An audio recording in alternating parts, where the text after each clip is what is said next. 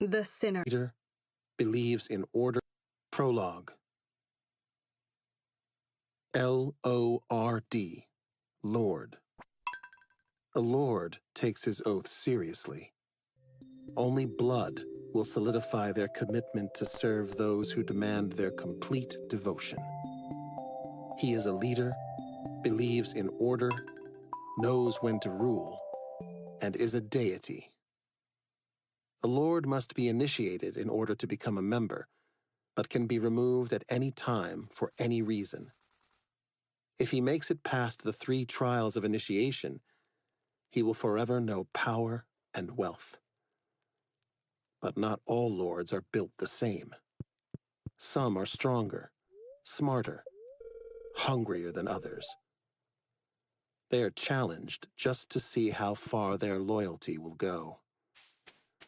They are pushed to their limits in order to prove their devotion. They are willing to show their commitment. Nothing except their life will suffice. Limits will be tested, and morals forgotten. A lord can be a judge, jury, and executioner.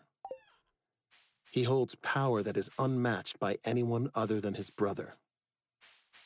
Chosen one.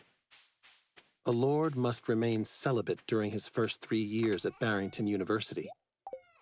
Once he is initiated into the lords, he is gifted a chosen for his senior year. A lady. After they graduate from Barrington, they are to marry a lady, a wife, to serve him. If he shall die before her, she is then gifted to another lord to ensure the secrets are kept within the secret society. Chapter 1. Sin. Initiation. Loyalty. Freshman year at Barrington University. I sit straight up as I hear my bedroom door bang against the wall. The lights are flipped on, making me squint at the harsh brightness. Men's voices are screaming at the top of their lungs, but the words they're saying don't register in my foggy mind. Hands grab at my body, and my adrenaline immediately kicks in. I punch aimlessly, my body now wide awake and aware that men are in my room. I hit a face, making one of them grunt. I hit another body part, making another curse. But there are too many of them. My head, effectively taking away my sight. My heavy breathing fills the hot and heavy hood. I roll over onto my back. Kicking my feet aimlessly, I try to make contact with anything I can. But something heavy presses down on my chest, and I feel a prick in my neck. My body instantly betrays me as it goes limp on my floor. The last thing I feel is something being wrapped around my ankles when my eyes roll into the back of my head. I open my heavy eyes, having to blink several times before they focus. My head is foggy, my body sluggish. They drugged me. It takes me a few seconds to see I'm in a room with other men, fellow lords who are being initiated. I only count 3. The rest must have been taken somewhere else for a different type of initiation. Rumors are, they like to break us up. That way, we're not all aware of what goes on, what we're expected to do. Some are challenged more than others. It's to weed out the weak from the strong. This is a part of our journey to rule the world. If you want to be a man, then you take one's life. My father once told me that when he came home covered in blood, pistol in hand. Growing up, I always thought we were different. But that night solidified my suspicions. I was 12 when I found out he was a lord, and I'd one day get the chance to be one as well. You'd be surprised what a man will do to survive, Easton, he added, when I questioned how he could take a man's life and then go about his day like it didn't happen. Welcome, brothers. Lincoln calls out from behind me. This is the beginning of your journey. Your first assignment, gentlemen. If you do not complete it, you will not receive another. Translation? If we don't kill our target, we're out. And you don't want to be stripped of your lord title. They won't kill you, but you'll always be looking over your shoulder with the possibility. The point of being a lord is to do their dirty work for them. There are millions of us throughout the world. You become a lord after 3 years of initiation, and if you go against your oath, you're killed. A man is shoved into the room with his hands tied behind his back and a hood over his head. His dirty clothes are covered in blood and filth. Gentlemen, Lincoln comes up behind him. Who would like to show us how it's done? He asks. I'll do it, I say without thought. This is not the time to be afraid. It's the chance to show what you're made of. You can't rule the world and be afraid to sacrifice others. Link walks over to me and nods. Go ahead, Sin. He calls me by my nickname. Pick your poison. I stand on shaky legs, my mind still sluggish, but I can do this. I walk over to a table where there's a rope, gun, and pocket knife. Pick your poison. I grab the knife and turn back to the man kneeling in the center of the room. He's shaking his head, but the hood prevents us from seeing his true identity. Doesn't matter. If I don't kill him, someone else here will. I can tell by his muffled screams that he's gagged. Before I can reach him, he falls face down and tries to wiggle his way across the floor. If I were level-headed, I'd laugh.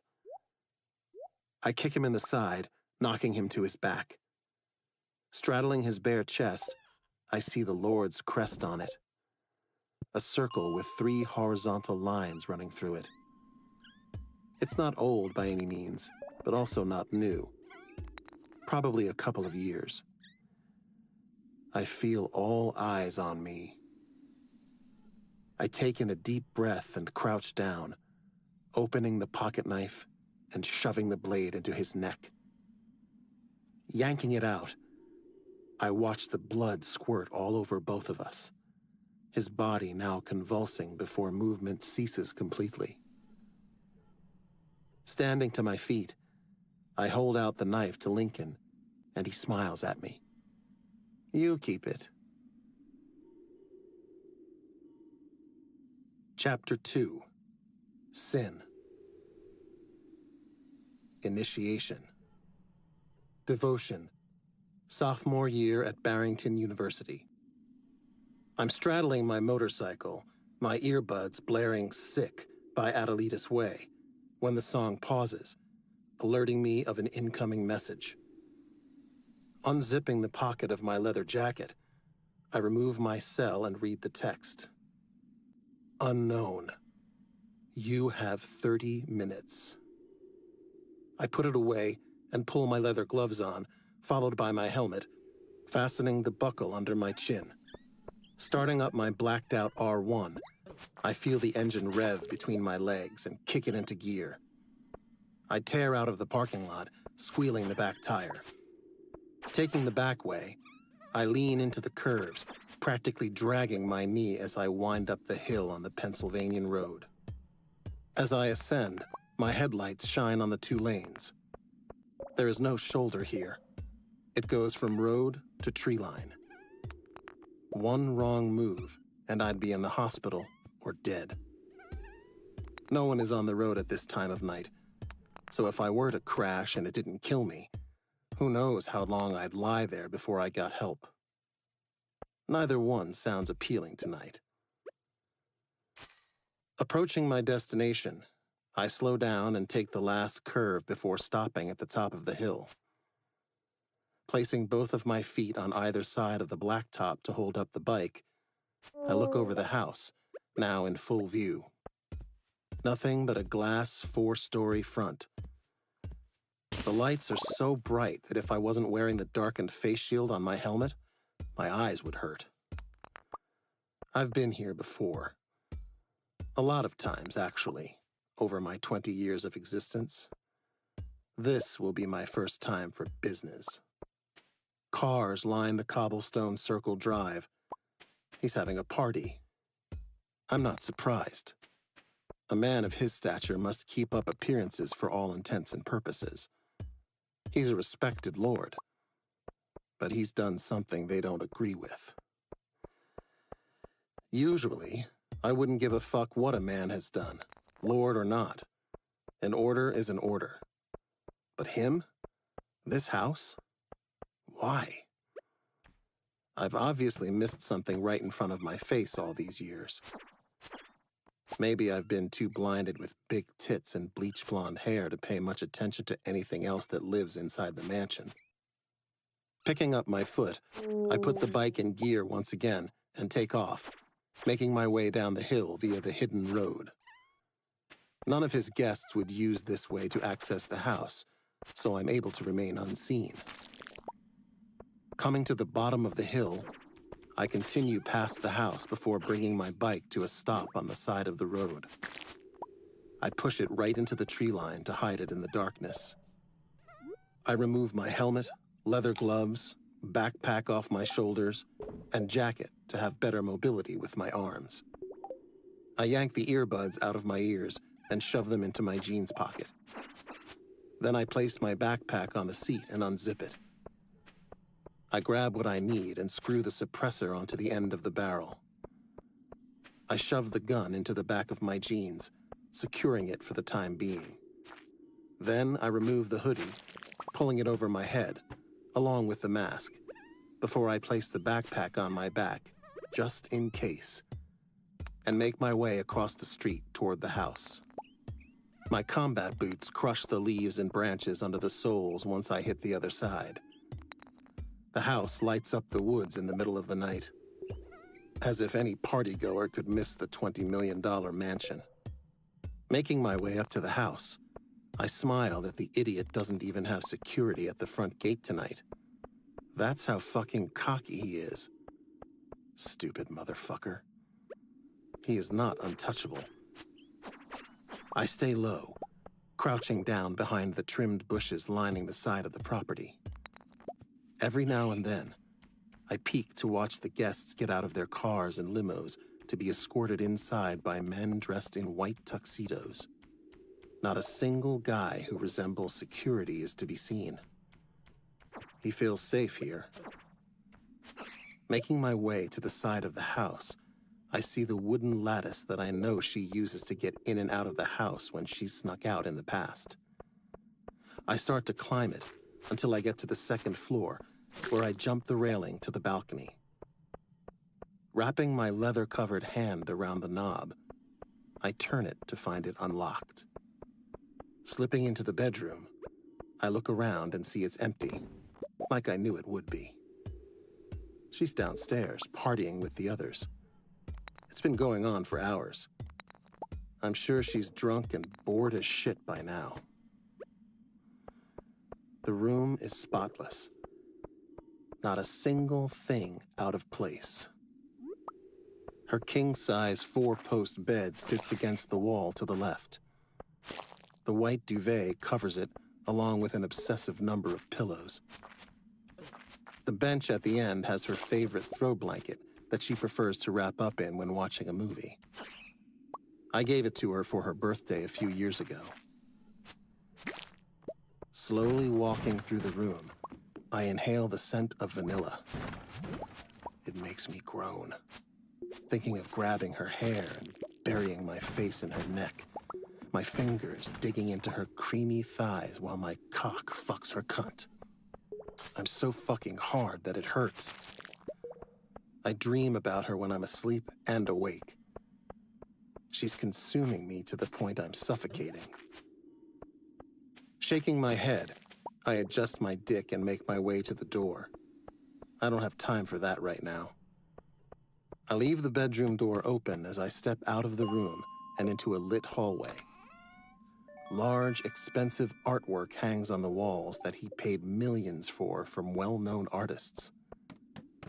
Music filters up from the lower level as I wrap my gloved fingers around the wooden banister to see the people below. Everyone is dressed to the nines, like they always are. But my eyes catch sight of a bleached blonde. Ellington Jade Asher. She stands over in the corner by a bar. Her back leans against it while she looks over the crowd with an expressionless look on her gorgeous face. And she's holding a glass of champagne in her hand. I wonder how many she's had. My little demon. She's always been the one. She doesn't know it, but when the time is right, I'll let her know. Her mother walks up to her, and Ellie gives her a fake smile.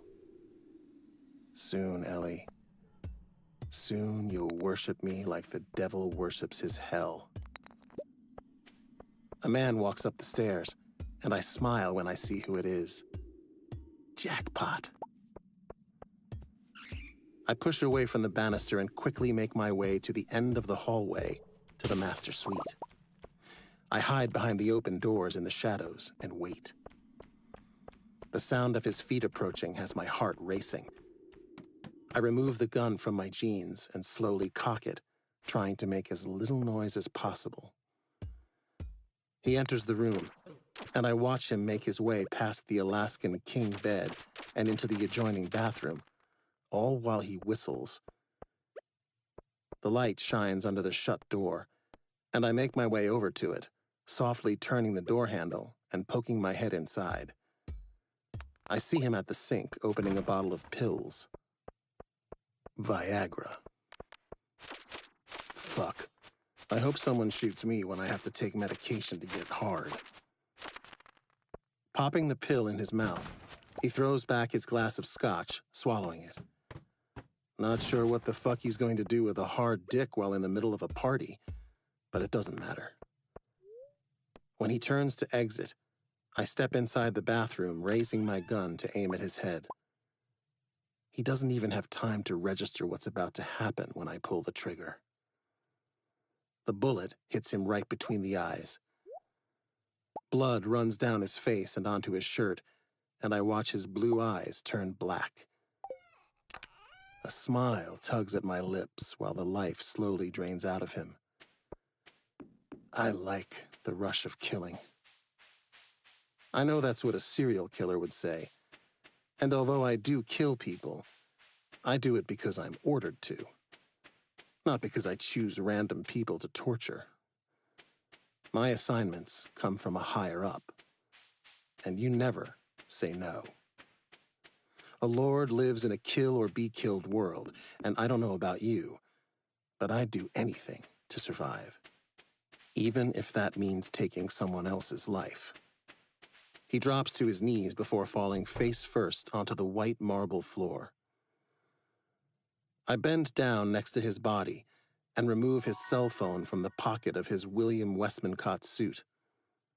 Then I take the bolt cutters from my backpack and put his right pointer finger between the two blades before snapping it off.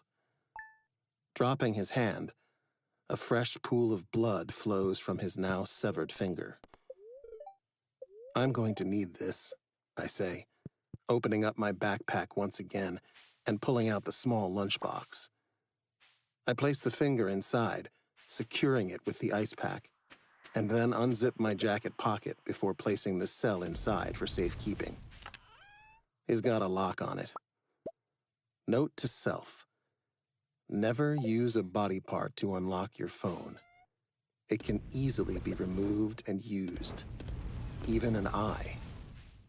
My head snaps up when I hear a sharp intake of breath. She sees the man lying face down, and her red lips part to scream. The champagne flute in her hand falls to the floor, shattering at her heels. Daddy? I'm slamming her up against the wall next to the open door before she can finish. My hand slaps over her mouth, and I pin her in place. Big ice blue eyes look up at the mask covering my face. I've never seen anything more beautiful. I could stare at them every second of every day. They've never been so large. She's terrified of what she sees. Me. I can feel her small body trembling against mine, and tears start to fill her eyes. They're gorgeous. She blinks, quickly looking at the man's body and then back to me. I remove the gun from my waistband and press it into the side of her ribs with my free hand. She whimpers, her legs buckling. But I remove my hand from her mouth to move it around her neck, holding her up and restricting her air. Her now smeared lips part, and I hold the gun in place.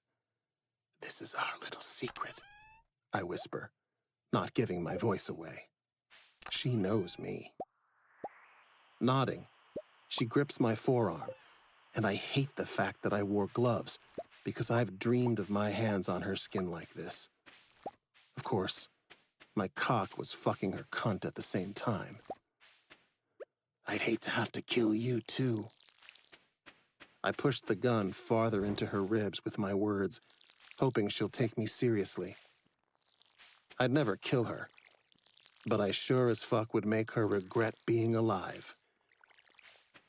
Tears spill over her bottom lashes and run down her cheeks, while her lips start to turn blue.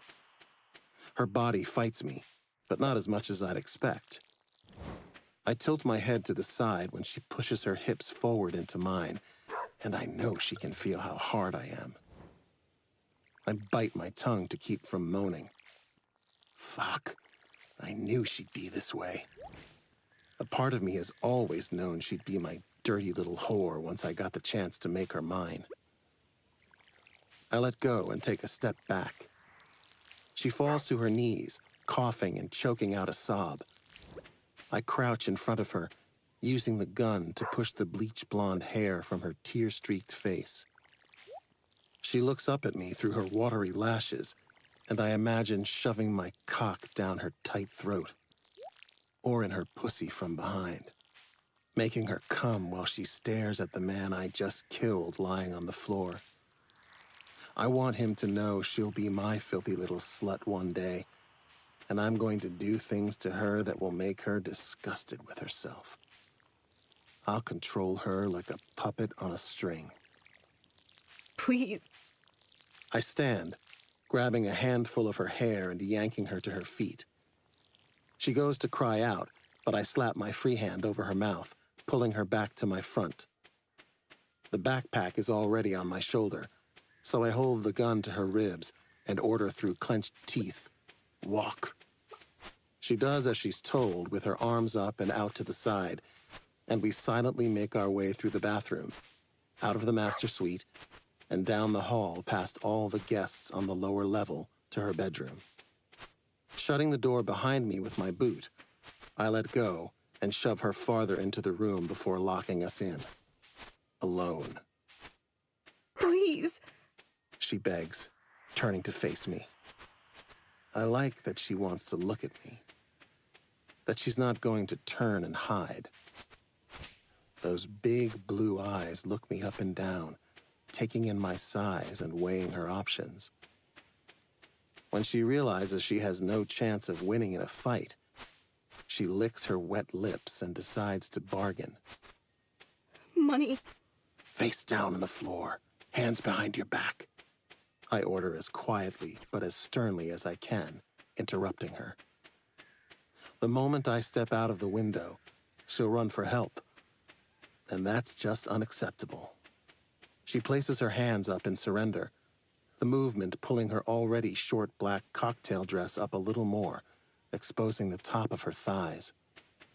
My eyes linger on them for a second, wondering what she tastes like. I just want to spread them wide while I bury my tongue so deep inside her she's screaming for me to stop.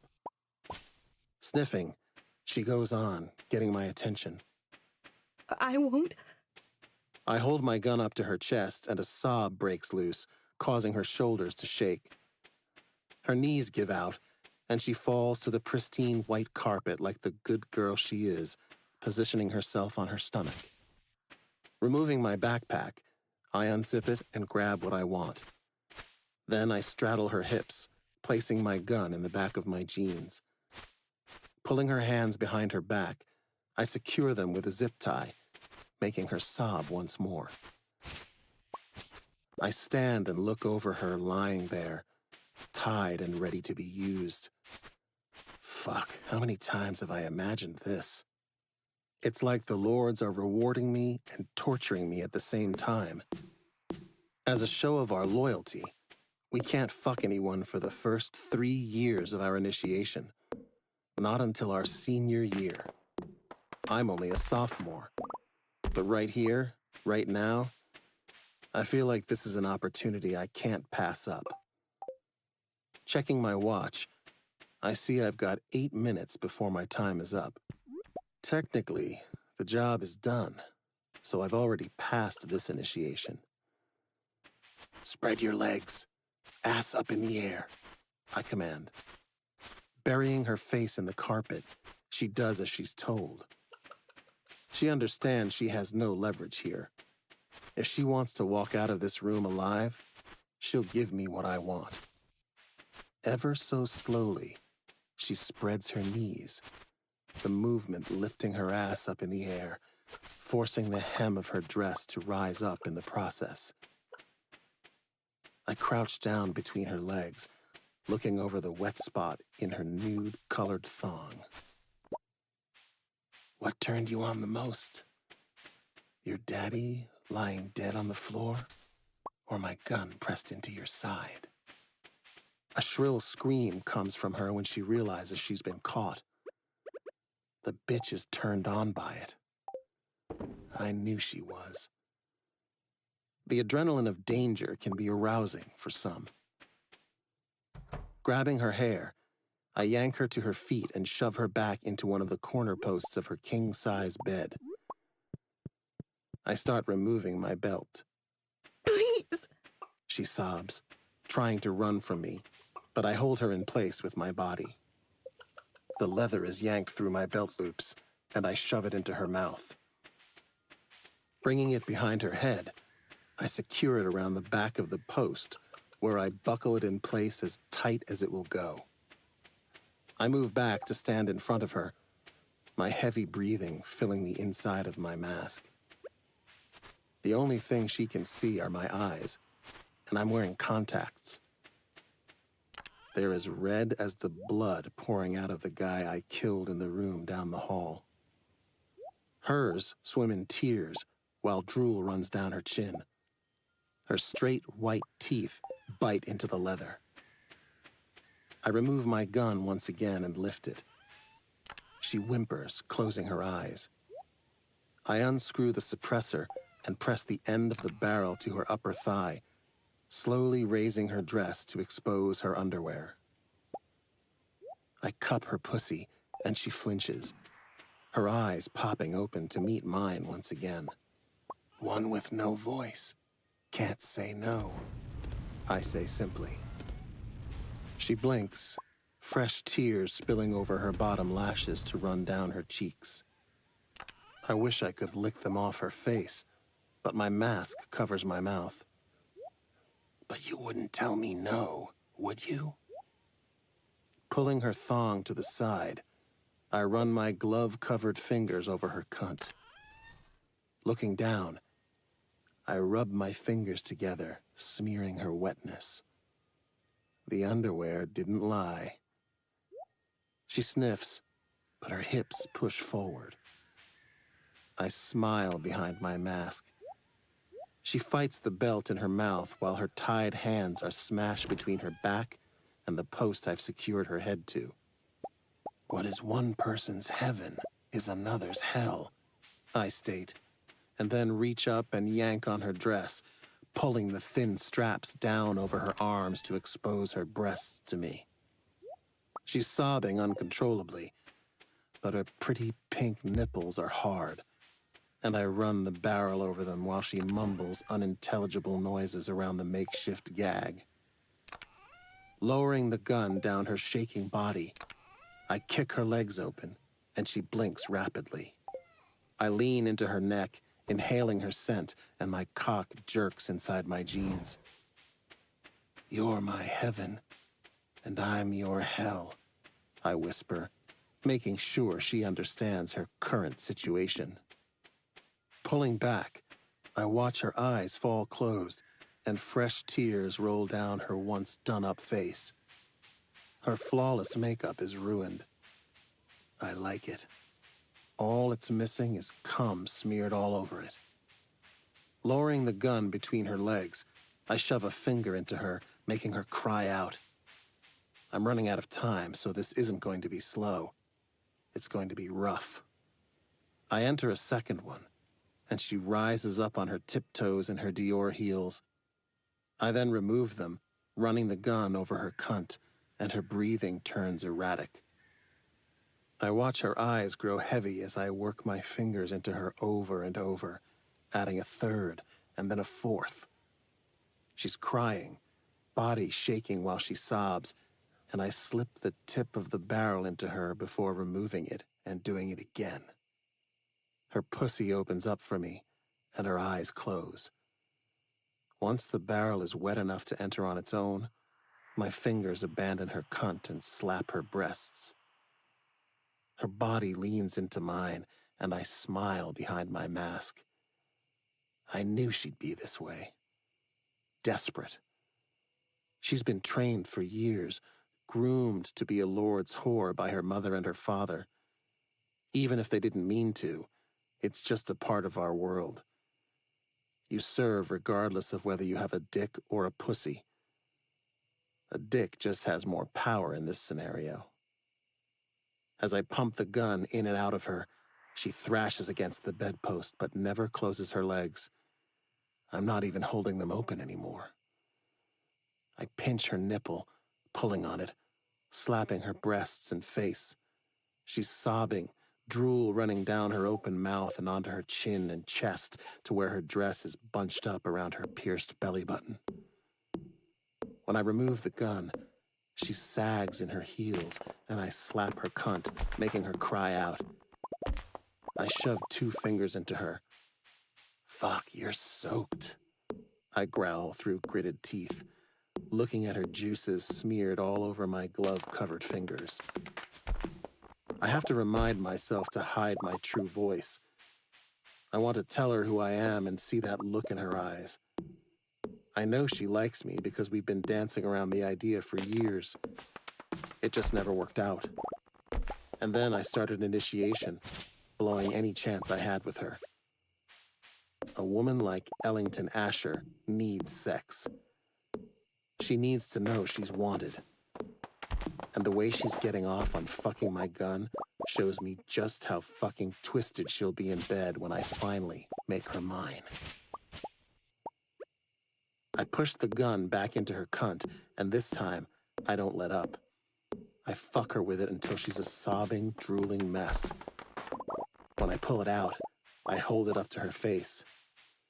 "Look at that cum," I praise, running it against her cheek and down her neck. She tries to pull her face away, but the belt holds her in place, the leather pinching her cheeks. "What we did tonight is our little secret," I say, and she nods the best she can. "What I did tonight is our little secret. Understand?" She nods again, sniffing as snot runs from her nose that is red from her crying. I leave her there for a few seconds while I load everything in my backpack on the floor. After putting it on, I remove my belt from her mouth and she softly cries out. I can't help but run my leather glove over the indentations the belt left on her cheeks. "Open," I order, and it doesn't surprise me one bit that she parts her swollen lips. I place the small pocket knife between her perfectly white teeth, and she holds it in her mouth. "You'll need that to get your hands free." Her eyes widen at my words, understanding that I'm leaving her here. Just in case she decides to talk, it'll take her at least a couple of minutes to cut through the zip tie before she runs off and tells everyone about the dead body in her parents' bathroom and how the murderer fucked her with his gun. I make my way down the side of the house and across the street to my motorcycle. I go to start it up, but stop myself. Curiosity getting the best of me. Something she said is eating at me. Unzipping the pocket of my leather jacket, I pull out the cell and the severed finger from the backpack. I scan it to unlock the device. I scroll through his incoming and outgoing texts and phone calls. Nothing really looks out of place. I open his email and go through it. Nothing. I'm about to close it when I see another folder. Opening it, I plan on scrolling through the emails, but there are none. Odd, but there are multiple folders. Each one is labeled by year. I open one up. My heart accelerates at what I see. My finger scrolls through them so fast that my mind has a hard time keeping up with the images. My hands start to shake, my chest heaving as I try to catch my breath. The blood is rushing in my ears, and I start pulling on my hoodie's collar. Glancing up at the balcony, I see her standing outside on it. Her hands hold the railing as she looks out into the dark night. She can't see me because I'm too far hidden behind the tree line. She didn't run to get help immediately after I killed James. I know my secret is safe with her. And I know why. Chapter 3. Sin. Initiation. Commitment. Junior year at Barrington University. I sit tucked back in the corner on the terrace when I hear the glass doors open and close, alerting me that the homeowner has finally arrived. I wait, sitting perfectly still. I have my cell phone off and tucked into my pocket so no one calls or texts and gives me away. Yeah, I'll call him tomorrow. I hear his voice travel as he walks over to the wet and dry sauna, removing his black silk robe. Right, it's like taking candy from fucking babies, he goes on, talking on his cell. He won't know what fucking hit him after we're done. I smile. Ironic, considering he has no idea I broke into his house over an hour ago and have been waiting out here for him to sit in the sauna as part of his nightly routine. Remaining still in the darkly lit corner, I watch him say his goodbyes before removing the robe and entering the sauna. It's an octagon shape, with benches on each side and a round heating element in the center. Reaching over, he picks up the ladle that's in the bucket and pours what he thinks is water over the heating element. Steam rises, and a shrill scream comes from his mouth as the steam hits his face and chest. The man has done something to piss off the lords. I don't know the specifics. It doesn't matter. He's betrayed his oath and must pay the consequences. I've been watching him for a week, and his routine never faltered. Idiot. Burns, doesn't it? I say, coming to stand in front of the glass door, placing my hands in the pockets of my jeans. What the fuck? He barks, looking around aimlessly, eyes tightly shut. Who? What the? I replace the water with acid, I inform him. His screams grow louder, and he begins to wipe his eyes, once again blinking rapidly as he tries to open them. He's gasping, grabbing his neck, his skin already starting to bubble. He's panicking instead of thinking clearly. He stumbles backward and trips over the heating element in the middle, falling on top of it. The high-pitched scream that follows makes me smile. He manages to roll over, off the side of it, and I see the burn marks already on his skin. A third-degree chemical burn is no joke, I add. You fucked up, Lance. No, no, no! He rushes out, eyes tightly closed and getting to his feet. He can't see shit, so he walks around aimlessly, running into the walls. his skin bubbling to the point it's starting to fall off. I didn't mean to. What's done is done. By my oath, you are a brother, but you betrayed us. Therefore, you must be terminated. No! I wrap a zip tie around the wooden door handles to ensure he can't get out if he manages to find them. I watch through the glass as he very slowly turns to nothing but bones as his skin falls off his body along with his hair. Another initiation completed. It's time to go see my little demon. It's become a reward. After I finish an initiation, I go and get her off. It's the best part of becoming a lord. Chapter 4. Sin. Initiation. One of them. Senior year at Barrington University. I'm on my knees, hands cuffed behind my back. I'm kneeling beside 14 other brothers. There were 25 of us during my freshman year, but not all of us made it. A fellow lord by the name of Riot kneels to my right, my friend Jace to my left. Lincoln stands in front of us, hands behind his back, chest bowed, and a smile on his face. This is it. What we've trained for. What we were bred for. A lord is a machine. He does not fail at any task, no matter how big or small. I can feel the power that surrounds the room. Men dressed in suits that cost more than most make in a year. It's like electricity. It excites me more. My breathing picks up when I hear the singe of Riot's skin to my right as he gets his brand. I'm next. One by one, we will each take our oath and become a lord tonight.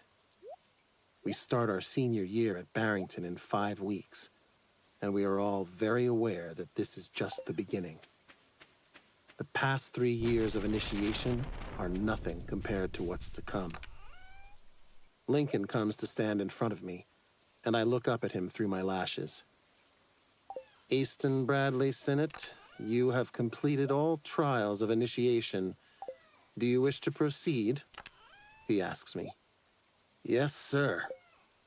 Without a doubt in my mind.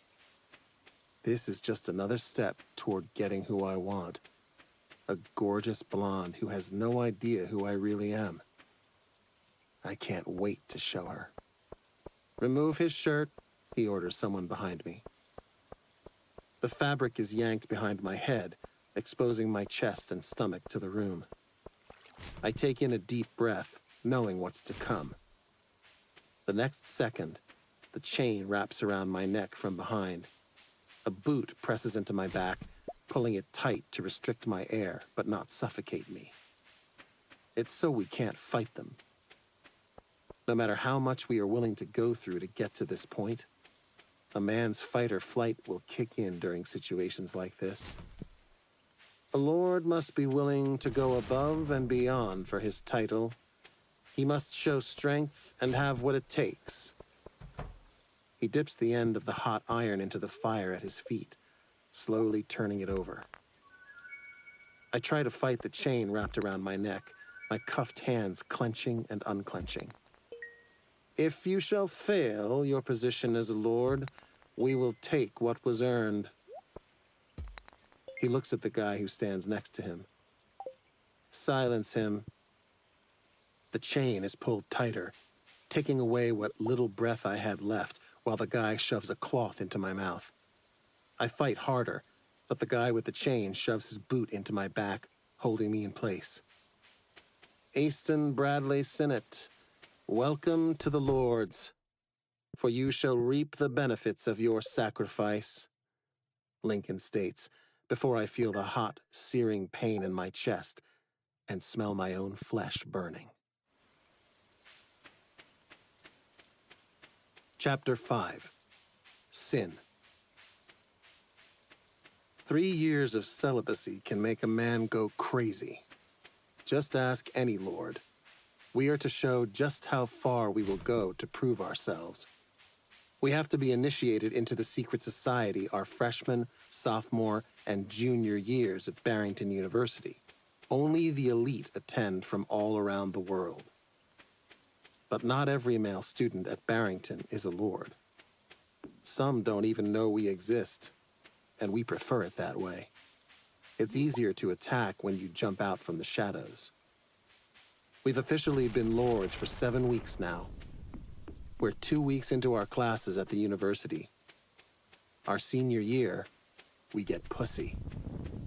A chosen is given to us. She is offered on a silver platter to use however we want.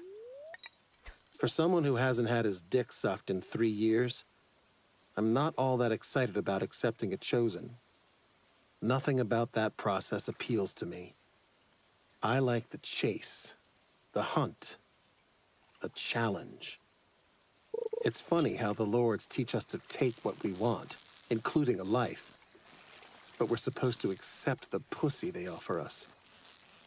Where is the excitement in that? I sit at the round poker table at the House of Lords. We're required to live here while attending Barrington. Looking over the cards in my hand with a cigar in my mouth.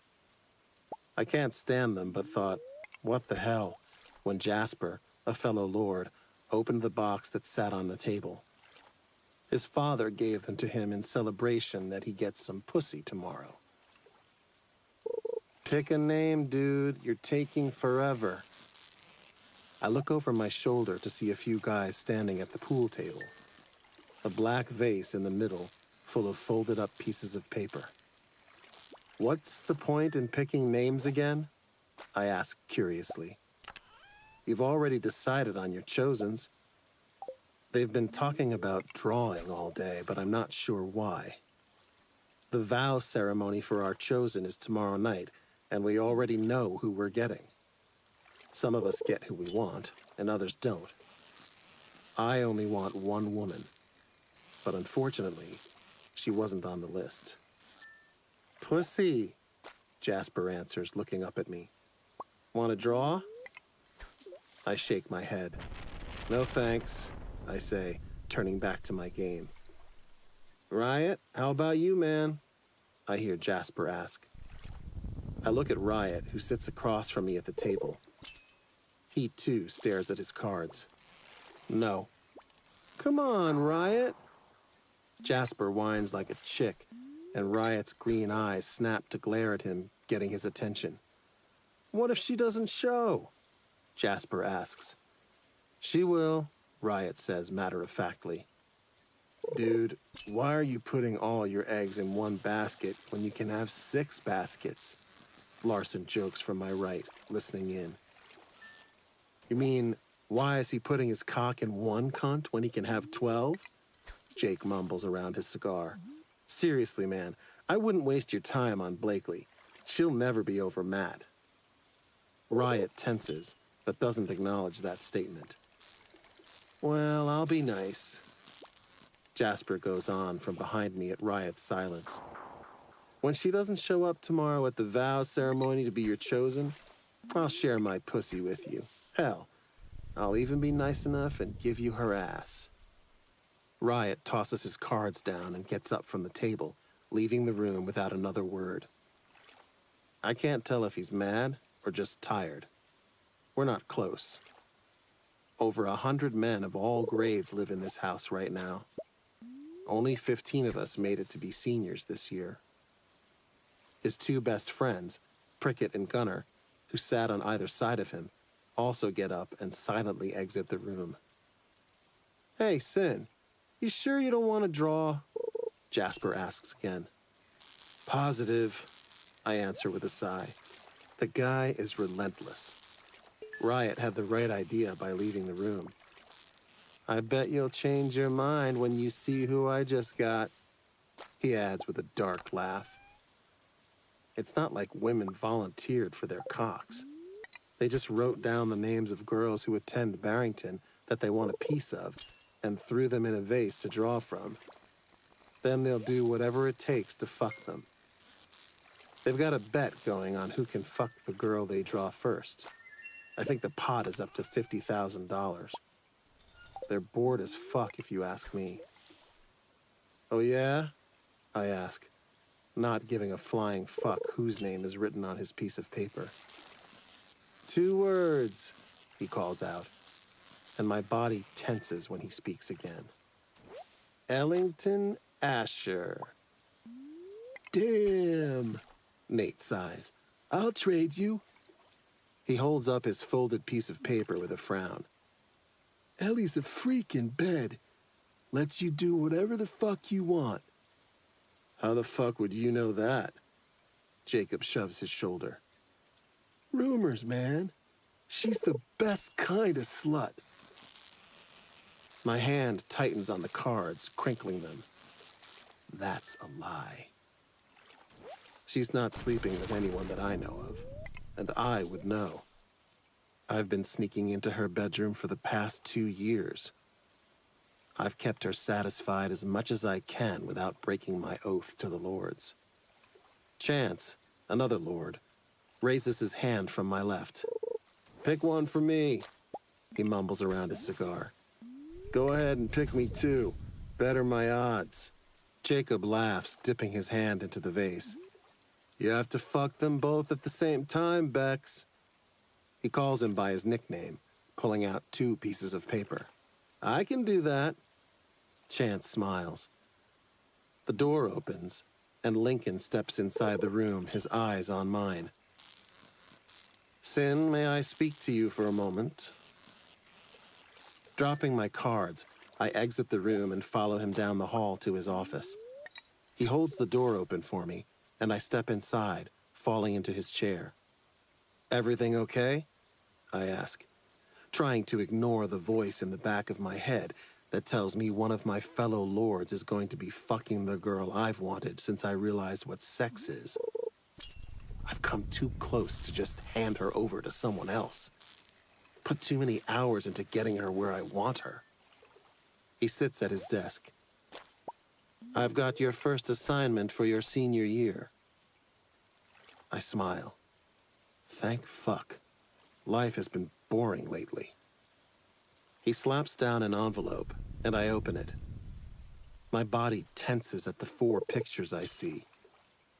What the fuck is this shit? Get me as much information as you can. He points at the man who is in all of them. And Sin. My narrowed eyes slowly rise to meet his, the blood rushing in my ears, but I try to keep my breathing calm, not wanting him to notice. I want more than just notes. With that, he looks at his computer, dismissing me. I grab the envelope, exit the room, and head right back to the game room. Walking over to Jasper, I snatch the piece of paper out of his hand and storm out, ignoring the sounds of their laughter carrying down the hall. Entering my bedroom, I slam the door shut and stomp into my adjoining bathroom. Senior year, we get our own suites. I turn on the water and get undressed, needing a cold shower. I've been seeing Ellie for the past 2 years. Since that night, I fulfilled my assignment and forced her to come on the barrel of my gun. But she has no idea it's me, and I've never fucked her. I make her come while wearing a mask, and I always tie her up. The second time I met with her was just as good as the first. I gently shove the door open from her balcony, the soft wind pushing the dark curtains around me. I push them away as I enter her room to find her asleep in bed with the duvet pulled up to her neck. I make my way over to her and pull it back to expose her naked body. It's as if she was expecting me. It's been 2 weeks since I was at this house, in this room, and she was coming on my gun. She's on her side, one leg bent, the other out straight. I see her left hand holds my knife. She's expecting me to come back, thinking she'll stab me. Sorry to disappoint her. I remove my handcuffs from my backpack and gently push her onto her stomach. She starts to stir, and I pause, waiting for her to relax into the mattress. When she's softly snoring, I grab her arms and bring them behind her back, then quickly wrap each cuff around her dainty wrists and crawl in next to her. Now on her stomach, her heavy eyes open and meet mine. She gasps, but like I expected, she doesn't scream. Realization takes a few seconds to sink in before she notices her hands are cuffed behind her back. "You left your door unlocked," I whisper, reaching out and pushing her bleach blonde hair off the side of her face. I was just here 4 hours ago with my parents to join her and her mother for dinner. I never left. I sat outside in my car around the corner, just waiting for her to go to sleep. "That's not smart, Ellie." Her dark brows pull together. How do you know me? She asks, her voice full of curiosity. I'm sure she's lost sleep trying to figure out who I am. I once again wear my mask, black jeans, and matching hoodie with my red contacts and leather gloves. She can't see a single part of my skin. Why does it matter? I ask my own question. She wiggles, rocking her body side to side, and I push on her shoulder, guiding her onto her back. I get up and straddle her narrow hips, my eyes dropping to her exposed chest. I smile as I watch her nipples harden for me. Ow! She whines, arching her back, her arms now pinned underneath her. I need... Slapping my glove-covered hand over her mouth, I stop whatever demand she was going to order me. It won't happen no matter what it is. My free hand grabs the knife that lies next to her. Opening it up, I hold it to the side of her face and she whimpers, those gorgeous eyes widening. Her hips arch underneath me, and I smile behind my mask. Removing my hand from her lips, I let the tip of my finger trace them. She sucks in a deep breath, her chest rising.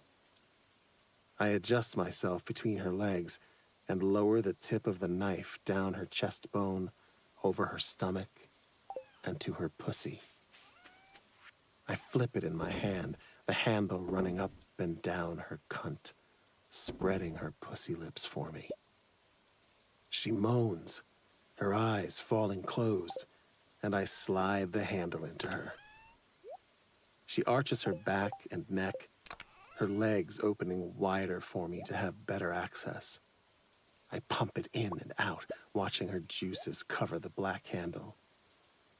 Her body rocks back and forth, her breathing getting heavier, and my free hand reaches out, slapping the side of her breast. She gasps, so I do it again, and she's moaning. I drop my hand to her cunt and rub over her clit. My thumb plays with her piercing. It's so hot. I want to pull on it with my teeth, suck it into my mouth, and watch her back arch while she screams. Oh, God. She trails off, licking her lips. I hate that she doesn't know who I am, that she can't call out my name when I make her take what I give her. One day she will. And when that day comes, she'll realize there is no God in our world. There's nothing holy in a world full of sinners. My eyes drop back to the knife, and I hold the blade while I get more forceful with the handle. Her legs spread wide to make sure she doesn't cut herself. Pity. A part of me would like to see her bleed for me. I'd lick it clean off her body like an offering. Oh, my God. She's gasping, her neck arched, and I reach up and wrap my free hand around her throat, restricting her air while I position myself on my knees, hovering over her while I fuck her cunt with the handle of the knife. I lower my face to hers, watching her ice blue eyes go heavy. Her plump lips part on an attempt to get in air, but I don't allow it. She stiffens under me, and her eyes fall closed as she comes like the good whore I knew she'd be. Sitting up, I pull the knife out while letting go of her neck. Her body sags into the mattress, sucking in a breath. I hold out the knife to her face, and her heavy eyes open to meet mine. She parts her lips and sticks her tongue out. I run the handle along it, watching her lick it clean. Fuck, I want to taste it. Not yet. Soon I'll get to have her however I want her, whenever I want her. I shut off the water, pulling myself from that memory. It's only one of many. Getting out of the shower, I see the envelope on the counter.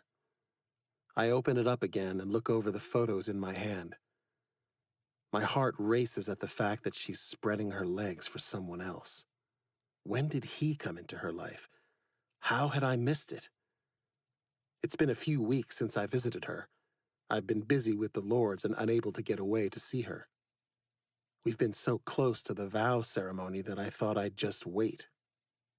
I was tired of torturing myself, getting her off, but unable to get a taste. As of tomorrow, that will no longer be a problem. Slamming it down, I place my hands on the edge of the counter and bow my head. It doesn't matter. He won't stop me from getting what I want. Lifting my eyes, I smile at myself. I love a challenge. And this will be my greatest one yet. Chapter 6. Sin.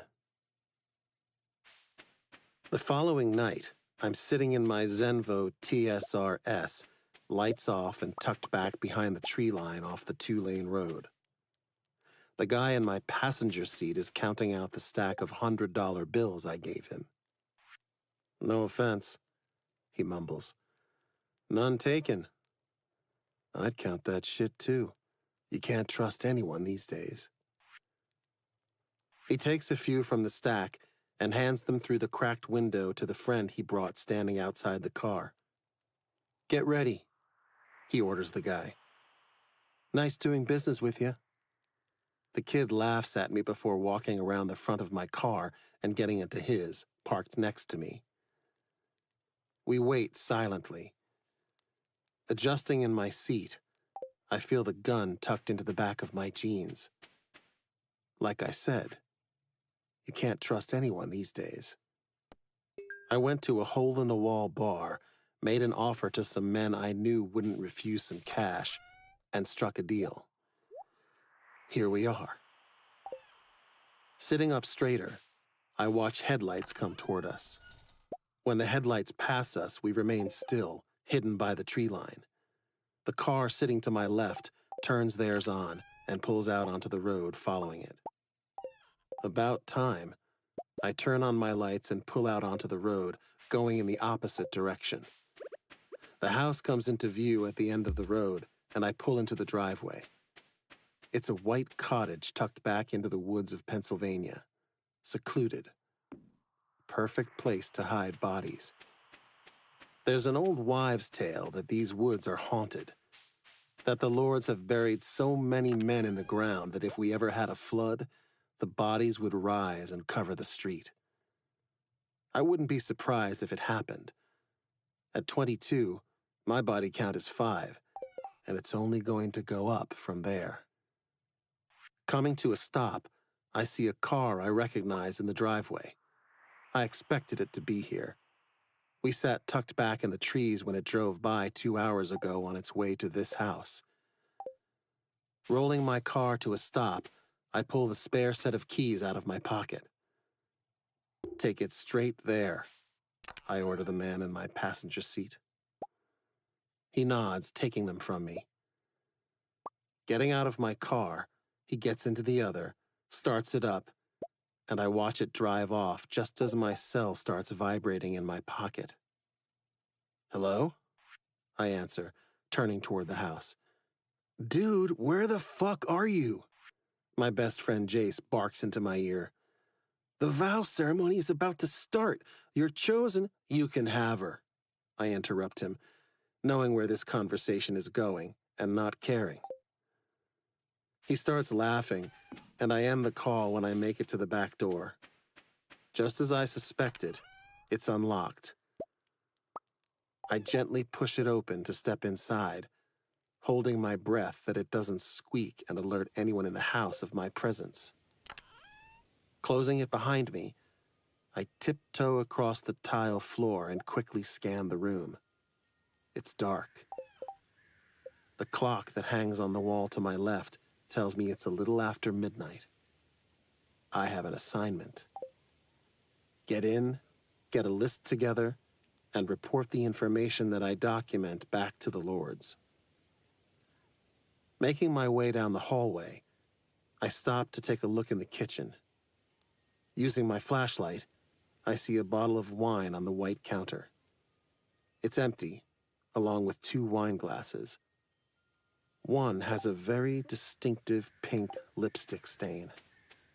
I'd know it anywhere. Turning away from the kitchen, I head toward the master suite. I've spent the past 24 hours studying the blueprints of this house, so I know where everything is. Pushing open the bedroom door, I shine my light to see it's empty. That means there's only one other place to look. I make my way back to where I entered the house, but instead of going outside, I take a right down another hallway. There's a door at the end with 2 locks on it. Both are deadbolts, but they lock from the outside. They are designed to keep something in on the other side, not to keep someone out. Turning both to unlock, I step inside, knowing it leads to the basement. My boots are heavy on the wooden stairs. Coming to the last step, I lift my light to see the room. It's what anyone would call a dungeon. Whips, chains, and leather belts hang on the back wall in various shapes and sizes. Some would use them to destroy flesh. He uses them to make women come. Handcuffs, chains, and rope also hang from hooks and sit on shelves with masks and gags. This is a sex dungeon. I can't say that I'm not jealous, because I am. One day I'll have my own, but until then, I'll just borrow his. Shining my light over to the single bed in the center of the concrete room, I see what I came for. She lies there in the middle of the mattress, on her back, arms and legs spread wide open. She's naked. She's got a blindfold over her eyes and a gag in her mouth, a clear piece of tape over her lips, but I can see what looks to be her underwear inside her mouth, filling out her cheeks. Knowing she can't see me, I flip on the light to get a better view. She's not moving in her restraints, and by the look of the second empty bottle of wine I spot down here, I'd say she's passed out due to having too much to drink. Or maybe he drugged her. Either way, she willingly drove her car here, knowing he would tie her up and leave her. He plans to use her when he returns. That's what I found out from the research I've done so far, anyway. He likes them to sit and wonder when he'll return to use them. They get off on the anticipation. This explains why she hasn't messaged me to ask where I've been, since I haven't been over to visit her. She found someone who can give her what she wants. Actual dick. Well, it's her lucky night. I'm officially a lord and can stick my cock wherever I want. Walking over to stand at the end of the bed, I look over her. The bed has an iron rail headboard and matching footboard. Vertical bars run up and down on both ends. Gives him something to tie them to. It's a twin size. Doesn't need to be big or comfortable, for that matter. It's not meant to sleep on. Rope wraps around each wrist and ankle, then are tied off to the corners of the bed, securing her to it. No covers or pillows, just her on a bare mattress spread wide open and ready to be used. My hard cock presses painfully against my jeans. I've seen her naked before. I've tied her down and gotten her off more times than I can count over the last 2 years. But this time, it's different. She's here for me to use, however I want. Unable to stop myself, I reach down and undo my jeans, pulling out my cock. I stroke it a few times, my fingers feeling the piercings that run along my shaft. When you're told you can't fuck, you find other ways to get off. Porn got old really fast. One of mine is pain, giving and receiving.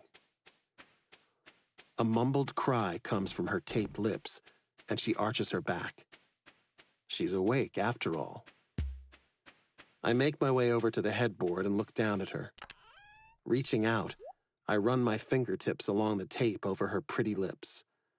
The once pink lipstick is smeared all over it. She yanks on the rope harder, her hips thrusting so hard that the bed rattles when she slams them back down onto the mattress.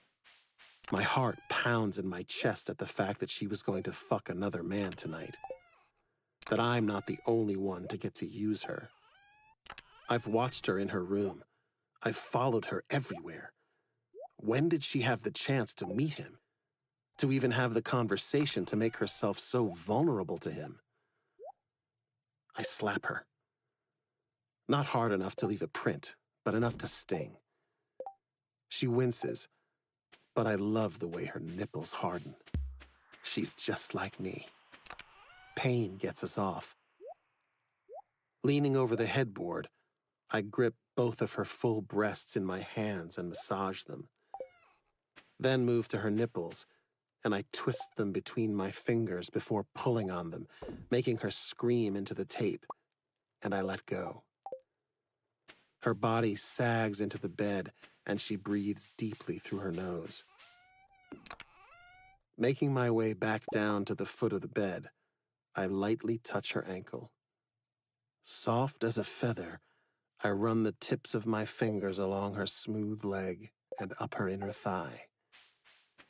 The woman is 5'4" and doesn't weigh more than 110 pounds. She moves once more, her back arching, her arms and legs pulling on her restraints. I smile, my hand stopping on the inside of her thigh, just inches from her smooth cunt. She twists her narrow hips, trying to get my hand to go where she wants it. I want to deny her, rip off the blindfold, and see the shocked look in her pretty eyes. See fear that I found her here so helpless. Embarrassed that she's tied up for another man, but I'm the one who's going to make her a whore. My hand moves upward, and I slide 2 fingers over her cunt. Unable to help myself, I spread her pussy wide open for me to look at how wet she is. She whimpers, her neck arching, and my free hand reaches out, wrapping around her delicate throat and holding it down to the bed. She goes frantic, her hips bucking while she mumbles nonsense into her gag. I push a finger into her, biting my bottom lip to keep from making a noise. She thinks I'm someone else, and I don't want her to know it's not him. I push a second one in, moving them in and out a couple of times before adding a third. She sucks in a deep breath through her nose, and I feel her throat work as she swallows against my hand wrapped around it. Pulling them out, I watch as she sags against the bed. I climb between her open legs and shove my knees into her thighs, pulling the rope around her ankles taut at this angle. I could untie her legs, knowing she won't fight me, but I'd rather have her like this. I don't even bother removing my jeans. Leaning over, I spit on her cunt, making sure she hears it, and then slap the side of her breast like I did her face. She whimpers, body jerking, but her nipples harden. Fuck, her tits are perfect. I'm not an expert, but I know she's a 32 C cup. I've checked her bra sizes before. When I say I'm obsessed with this woman, I mean it. I know everything there is to know about her. The fact that she's tied up in another man's basement reminds me that I only thought I did. Getting her off over the past couple of years as a stranger has just made my obsession 10 times worse. Do you know how hard it is to keep your true identity a secret when you know they want you? It's a new level of fucking torture.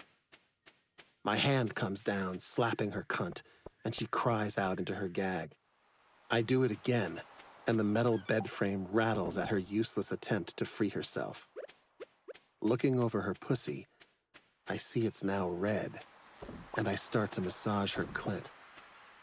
She still has it pierced, and I still crave to taste it. But not now. I'll get my chance. Tonight is just the beginning of the rest of her life being mine and serving me. I might not be fucking my chosen right now in front of my fellow lords, but I no longer have to be celibate. I can fuck whoever I want. I've waited years for this, for her, and I'm not going to pass up the opportunity, no matter how wrong some may think it is. I grab my wallet out of my back pocket and pull out the condom. I don't want to use one, but I know he would. I'm not sure if she'll feel the difference, but I want to make sure she doesn't question it. I've never fucked her with my cock, and she's never seen it. So she has no idea that it's pierced, and by the looks of the empty wine bottles, I'm not even sure she'll remember this night. Ripping open the package, I remove my knife from my other pocket and poke a hole in the end. I might be using one, but I sure as fuck want my cum leaking out of her pussy afterward. She may not know it's mine, but I will. Taking my dick in my hand, I slowly push into her waiting cunt. I bite my lip to keep from making any sound once again as she sucks me in like I belong there. God damn. It's been too long since I've been inside a woman. So tight and warm. My breath catches, and my eyes fall closed. She's what I imagine heaven is like, if I thought it existed. Men like me only know hell. Kill, take, bleed. It's a system branded into our brains. I shove my hips forward, making the bed rattle, and I watch her tied hands fist, her black painted nails digging into her palms. I pull out and slam forward again, forcing her tight cunt to take my dick.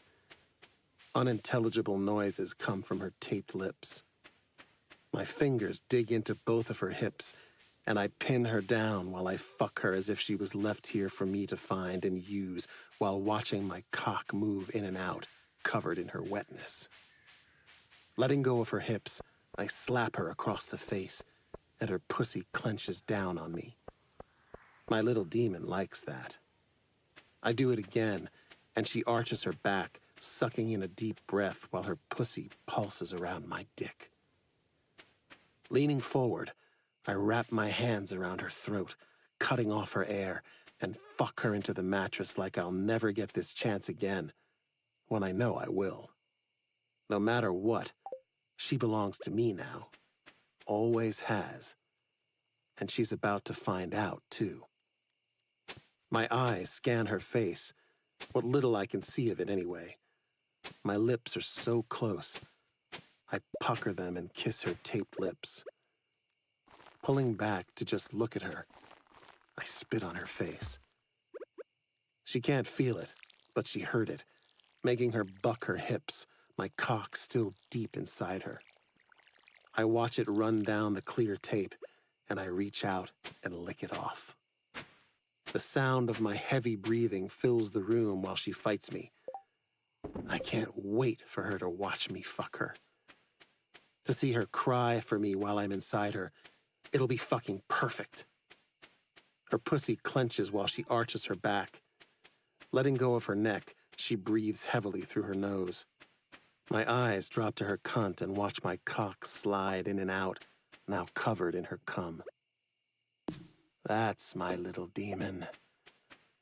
That's what I've been waiting for all these years. Pulling out, I run my hand up and down my shaft, then slap her face again. Her body arches. I reach up and grab a handful of her hair at the crown of her head, careful not to pull the blindfold off, and lift her head from the bed and fuck her. Sinking my teeth into my bottom lip, I come with a groan. God damn. Placing my hands on either side of her chest, I feel my cock pulsing while buried deep inside her. I'm lightheaded. The room spins like I've been the one drinking.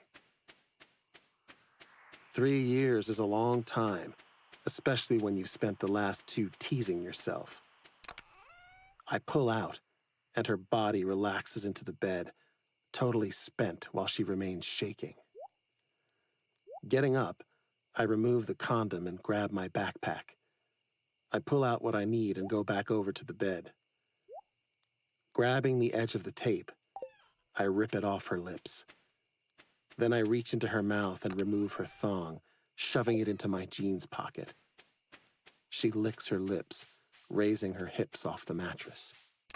Kneeling next to her, I slide my hand underneath her head and lift it off the bed as much as I can with her arms tied down.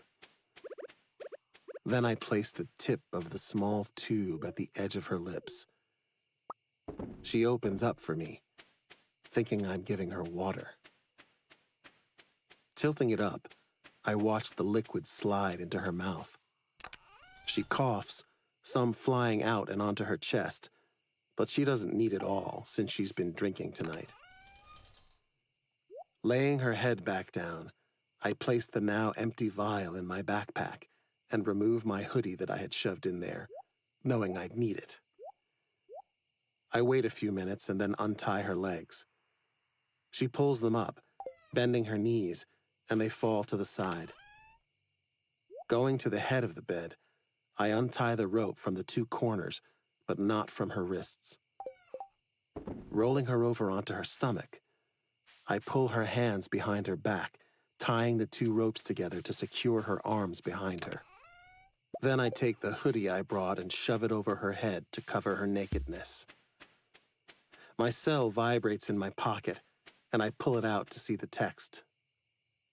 Done. I smile, then bend over and pick her up in my arms, carrying her from his house. I'm officially allowed to have whoever I want now, and I want her. She's mine, and no one touches what's mine. Chapter 7. Ellington. I stand in the middle of the dimly lit room, facing the door. The only way out. I feel them at my back. My body vibrates like electric currents are running through my veins. Laughter fills the room, making me shiver. But I don't run. No, that would be stupid. They'll find me. It'll be better for me to stay where I am, take what they give me, and then they'll leave. I'm their toy, and tonight, they want to play. Gasoline by Halsey shakes the walls that hold me captive with the monsters. The partygoers on the other side of the door have no clue that we're in here. Something slips over my eyes from behind, and my breathing hitches. I fist my hands, my nails digging into my palms to keep from lifting them and pushing the blindfold off. I don't resist. Well, not unless they want me to. That's another game we like to play. See no evil. A voice whispers in my right ear, making a shiver run up my spine. My lips part to help accommodate my accelerated breathing. Speak no evil. Those words come from directly in front of me before something is shoved into my mouth. The force pushes my head back in the process. I taste metal. It holds my mouth open, and I start salivating at the thought of not being able to scream for help. Hear no evil, Another voice says before soft leather is slid over my ears, taking away any sound of the outside world. My legs shake, my heart pounds, and I try to swallow, but drool runs down my chin. What started from the 3 wise monkeys has evolved into 3 fucking psychos that I hand myself over to. Something hard and thick wraps around my neck, forcing me to lift my chin. A collar. Seconds later, I'm yanked forward, tripping over my Chanel heels. I stumble into a hard body, my hands landing on the chest of one of my captors. He's shirtless. My nails dig into his skin as the base of my neck is grabbed underneath the collar. The pain from his fingers digging into my skin forces me to the floor. My hands and knees slap the concrete.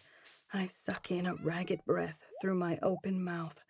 Then I'm being dragged across it by the collar. I'm their pet, crawling on my hands and knees by a leash. I'm pulled to a stop, and hands grab at my body. I'm tossed onto what feels like a mattress. It's hard and unforgiving, and smells of BO and cheap Axe body spray. I'm rolled onto my stomach, and my arms are yanked behind my back. A rope is wrapped around my wrists, securing them together. They're lifted, pulling on my shoulders, shoving my face farther into the nasty-smelling mattress. A cry is forced from my open mouth. Fresh drool runs from my lips. Hands grab my legs, spreading them wide before rope is wrapped around them, keeping me spread open for their convenience. I'm panting, my heart racing, and my pussy throbs. That's all we have time for today. My professor interrupts my story. I close my notebook, looking up from the podium. My eyes scan the large classroom that isn't even half full of students. If you're afraid of public speaking, this isn't the class for you. 90% of our grade comes from our participation to come up with different sexual scenarios and share them with everyone. A few eyes I meet are already on me. Others are busy doing anything else but listening. One guy has his head back and mouth open while softly snoring. The guy next to him is doodling in his notebook. The girl beside him is popping her gum. Nice work, Ellington. You'll get to go first tomorrow to finish. Mr. Hamilton announces. I gather my things and exit the class. Damn, girl, that was hot. My best friend nudges my shoulder as we enter the hall. Kira sat in on the class today. My professor lets outsiders join to get as much attention to his class as possible. Not many want to stand in front of a room full of people and tell your deepest, darkest desires. I roll my eyes. Whatever. I'm serious. I honestly don't know how Mr. Hamilton doesn't get a boner every time someone is up there sharing their assignment. I mean, she steps in front of me and walks backward, her blue eyes wide with excitement. I'm fucking wet after that. I throw my head back, laughing. You're a virgin, I remind her. Not anymore, she sings before biting down on her bottom lip. What? I gasp. Since when? So, Ellington. Mac comes up to us and Kira rolls her eyes at him. I narrow mine on hers, wanting to know when and who she lost her virginity to, but it'll have to wait because he goes on. That story. He clears his throat and adjusts his jeans. She gives me a pointed look to say, "Told you so." That was descriptive. He runs his hand over his head nervously. That was the assignment. I shrug. Geez, Mac, haven't you ever watched porn before? Kira asks him with another eye roll. My best friend may have never fucked a dick until recently, but the girl has been starving for years. Her parents are very strict. It's amazing that they even let her be my friend. Yeah, but not like that. He responds softly. It's called gangbang with BDSM, she informs them. Tie me up and line them up. His cheeks redden and he drops his dark eyes to look at his unlaced Timberlands. She grabs my arm and yanks me toward the doors and shoves them open. Seriously, though, I need a night out after that, possibly a cigarette. You don't smoke, I add, still laughing at her. If I was fucked like that, I'd start. Her words have me nibbling on my lip in thought. I've had a guy like that, one who makes you need a fucking hit afterward. He's dark, mysterious, and a complete stranger. I've never seen his face, but I don't need to. In a way, he saved me. He just doesn't know it. And I'll never tell him. But my life would be very different if he hadn't shown up that night at my parents' house. 2 years he's been in my life, but over the past couple of months he's been silent. I haven't reached out, and he hasn't surprised me in the middle of the night. I leave my French doors unlocked, just in case. Yet every morning I wake up feeling disappointed. Deciding to be the one to reach out, I pull my other cell phone from my backpack and open the app we use to communicate and send a quick text. Me. Tonight? He reads it immediately, but after a few minutes, I realize I'm not going to get a response. I hate that I've relied on him for so long. He's no longer interested in me. It's crushing, like a breakup to a relationship that I never even had. A part of me hoped that he'd just ignore the text. Fuck, for all I know, he's married, moved, or died. But he's obviously still alive, and just doesn't want me. Pocketing the cell, I try to ignore the pain in my chest. It's for the best. I'm not the kind of girl you stay around to be with. I'm the kind of man calls at 2 o'clock in the morning because he wants his dick sucked. And I accepted that a long time ago. Sin. I turn my car off and get out, walking down the road. It's the second night in a row that I've parked and waited in the shadows for my chance to see her. Making my way up to the gate, I climb the fence and jump over it. I've got my black hoodie up and over my head, my mask in place with my gloves on. Like always, all she'll see is my red contacts. Walking up to the white Victorian mansion, I climb the lattice and push open the French double doors to enter her room from the balcony. I never responded to her message today. I was surprised she had reached out to me to begin with. I thought it would be harder than that to take her from her new fuck buddy. Her message just tells me that she won't put up much of a fight when I tell her that she now belongs to me and no one else. Her message also told me that she's growing bored with him and wants more. He's not fulfilling her needs. I accept the challenge. Last night, after I carried her out of his house, I took her home and placed her in her bed. After removing her blindfold and untying her wrists, I left. She was out from the alcohol and GHB I gave her. She probably doesn't even remember going to his house, let alone how she drove home. When I had arrived with her, her car was parked exactly where I told the guy to put it. He was worth the money. I step inside her bedroom when I see it's empty. My eyes immediately look over at the open door to her adjoining bathroom.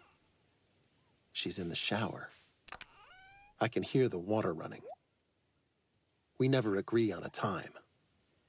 Ellie has had my personal cell number since I got my first phone when we were kids. So I went and bought an extra phone for her after my second visit as the masked man. I wanted her to have some sort of communication with me without knowing it was the real me. I downloaded an untraceable app for us to use that I had put on that specific device to contact me. the guy who gets her off. Sometimes I'd show up when she would message me. Other times, I would show up unannounced. That's what makes it so much fun. She has the light off in the bedroom. The large room is bathed in her scent, vanilla. Just the thought has my hard cock jerking inside my jeans. I know how good her pussy feels now, and I want more. My mouth salivates at the thought of spreading those soft thighs and getting a taste. Making her come knowing that it's me. I want her begging with fucking tears in her eyes while I tease her. Listening to the water shut off, I make my way to the far corner. She's got long, thick curtains that cover the double glass doors to her balcony. I open them, stepping behind, making sure they shield me from being seen. I'm not normally the type of guy who hides, but I like catching her off her guard. Peeking around the edge, I watch her exit the bathroom into the bedroom. She's got a fluffy white towel wrapped around her body underneath her arms while holding her cell in one hand. She sits on the side of her bed, her wet blonde hair draped over her shoulder. She types away, and it begins to ring seconds later. Hello? She answers it on speakerphone. Hey, honey, I didn't expect you to still be awake. Her mother's voice comes from the other end of the line. I was out late with Kira. Lie. She wasn't with my sister. I just saw her at our parents' house before I left to come over here. I got your text and just wanted to call and tell you good night and that I love you. I'll be back home on Monday. Love you too. She hangs up. I go to step out, but decide to wait another second to see what she does. She sets her cell down and picks up the remote to her TV. The screen lights up the room, and she opens the top drawer to her nightstand by her bed. My heart accelerates as she retrieves the items she wants and lays them on the bed next to her. Then she flips through the channels on her TV until she finds what she is looking for. A woman's voice comes through the speakers, and I can't help but look over at it. She's watching porn. The woman is in the middle of a living room, tied to a black bench. She's on her back. Her head hangs off one end, her arms pulled down to her sides and taped to both front wooden legs. Her knees are bent, shoved into her chest, and ropes are wrapped around the inside of her knees and the bench, tying them in place. Her ass hangs off the other end. So her mouth, ass, and pussy are easily accessible to the 4 naked men who stand around her. The woman is moving, her body fighting the uncomfortable position they've got her tied up in. My eyes go back to my little demon, and she's got her back up against a stack of pillows, her legs spread wide, and her hand between her legs. She's slowly rubbing her clit, her eyes fixated on the TV. I no longer give a shit what the men are about to do to the woman on the screen. I'm engrossed in her. The way her eyes get heavy, her lips part, and she licks them. Sucking in a deep breath, she begins to push a finger in and out of her cunt, fucking herself. Her moans fill the room to match the lady on the TV. Her free hand reaches up and grips her hair, her hips rocking back and forth when she starts to pant. Come on, little demon. Come all over yourself. She watches the woman get fucked by 4 men on the TV as if she wishes it was her. The thought makes me want to rip this curtain down and wrap them around her face while I show her that my cock is all she'll ever need. The pace of her fingers picks up, and her eyes fall closed. I watch, fascinated as she moans and comes on them. Slumping back against the pillows, she opens her eyes and looks down at her hand. She angrily wipes it on one of her many accent pillows and frowns. She's unsatisfied. The 4 men are taking turns with the woman on the TV, and Ellie watches it for a few minutes. Her head is tilted to the side, and she wears a soft frown. Then she starts to play with herself again. This time, she massages her breasts, then pinches her nipples so hard that she cries out. Then she reaches over and grabs a pair of nipple clamps. She puts one on at a time, inhaling sharply at the bite of the serrated teeth. The thought of putting them on her pussy lips makes my breath quicken. I'd love to see her cry while I fuck her cunt, pulling on the clamps. Reaching out, she grabs a black leather belt and bends over, wrapping it around her ankles to tie them together. She lies on her back, pulling her knees up so she can spread her legs a little. She places her wand between her parted thighs and closes them, stretching her legs out straight in front of her before placing another belt around her upper thighs, pulling it tight enough to pinch her skin, making it impossible to separate them. Reaching above her head, she throws a few pillows underneath her to the floor. She then picks up a zip tie and crosses her wrists. She manages to thread it and then pulls it tight with her teeth, making it as snug as the belts around her legs, and then places the blindfold over her eyes. Reaching out in front of her between her legs, she turns the knob on the vibrator, bringing it to life. The buzzing sound now fills the room. Lying back flat again, she listens to the girl get fucked on the TV while the vibrator rests against her cunt. I step out from behind the curtains and walk over to the side of the bed. I pull out my cock and quietly spit on my hand. I came here tonight to get her off one last time as the masked man she knows. But this is way better. I want to watch her do it, see what she thinks she needs. I watch her hips lift off the bed while she grabs the headboard as if her wrists are tied to it. God, I want to straddle her neck and force my cock down her throat. It takes all of my restraint not to. The masked man doesn't fuck her. When she starts moaning, her breathing accelerates and so does my hand. Her body twists and turns, her chest rising and falling fast with each sharp intake of breath. She comes with a cry, and I have a moment of panic that she's going to rip off the blindfold and see me, expect me to get her off. But she doesn't. She remains where she is, needing more. Fuck, I love that she's never satisfied. This is what I want. A challenge. I'll fuck her until she forgets who she is, leaving a tally of her orgasms on her chest as a reminder that only I can give her what she needs. I continue to jack off, watching her tits bounce from her heavy breathing while the chains of her nipple clamps rattle from her harsh movements. She takes in a deep breath, her stomach caving in, and I look over her prominent ribs, imagining my handprints on them. I sink my teeth into my bottom lip when I really want it to be her neck.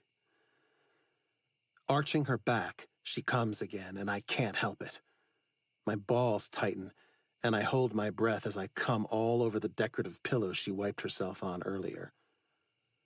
Her body sags only for a second while the vibrator is still between her legs.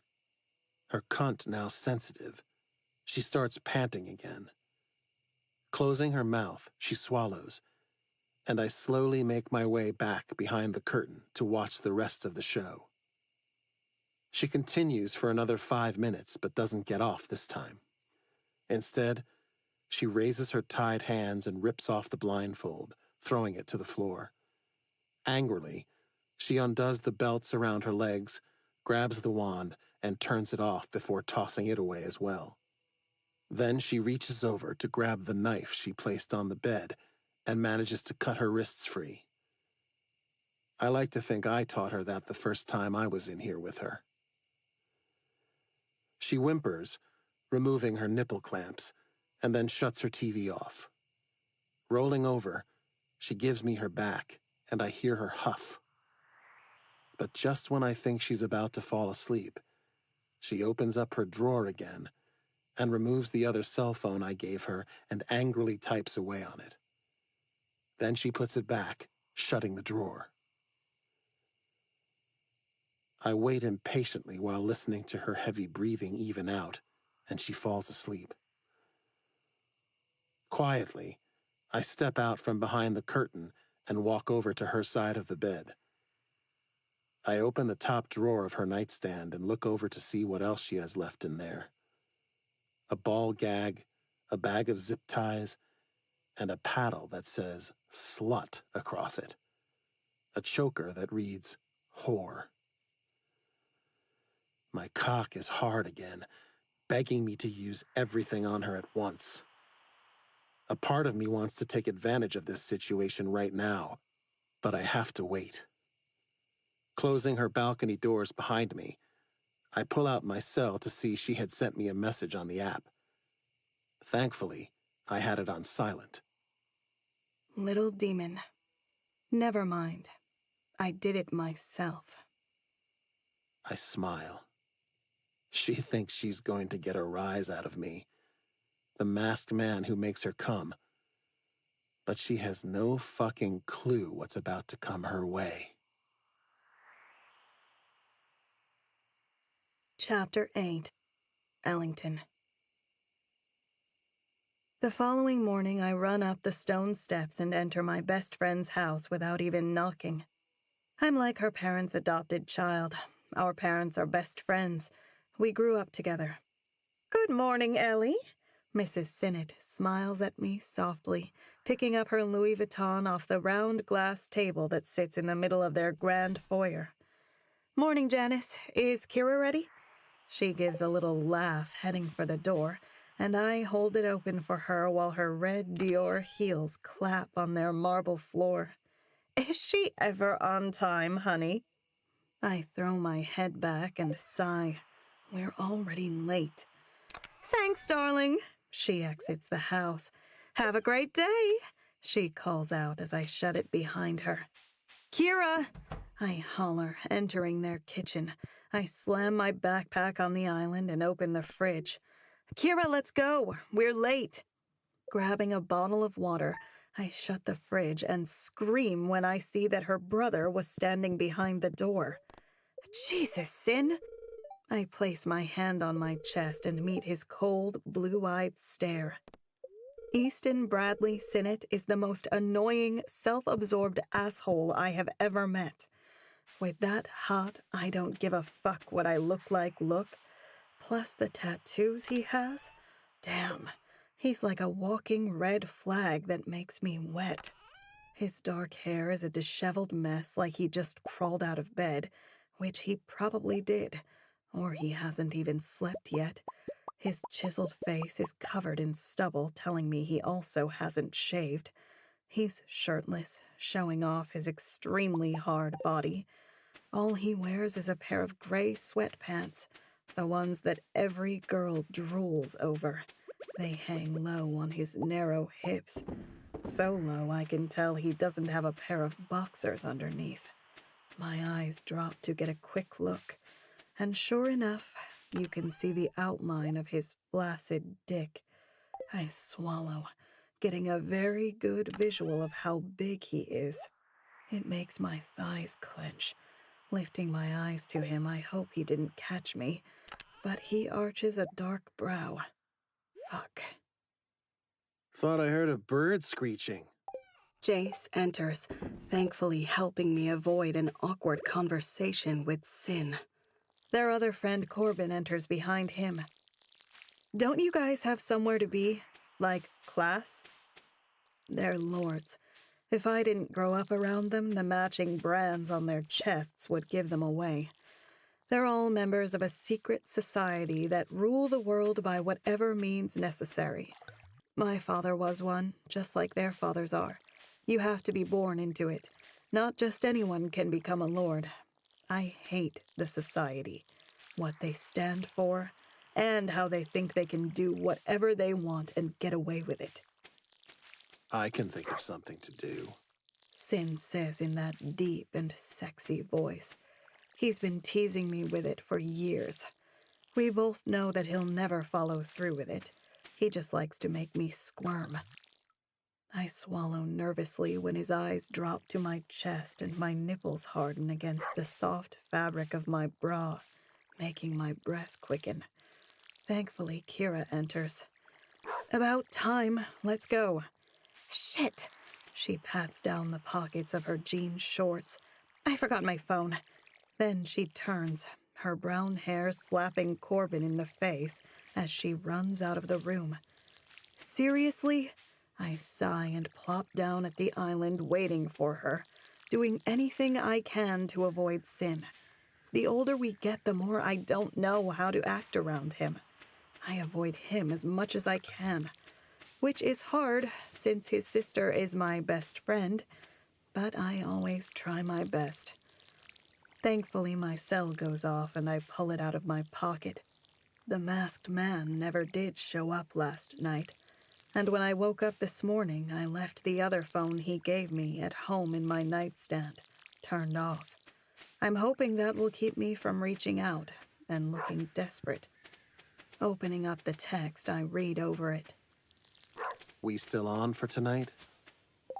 Sure.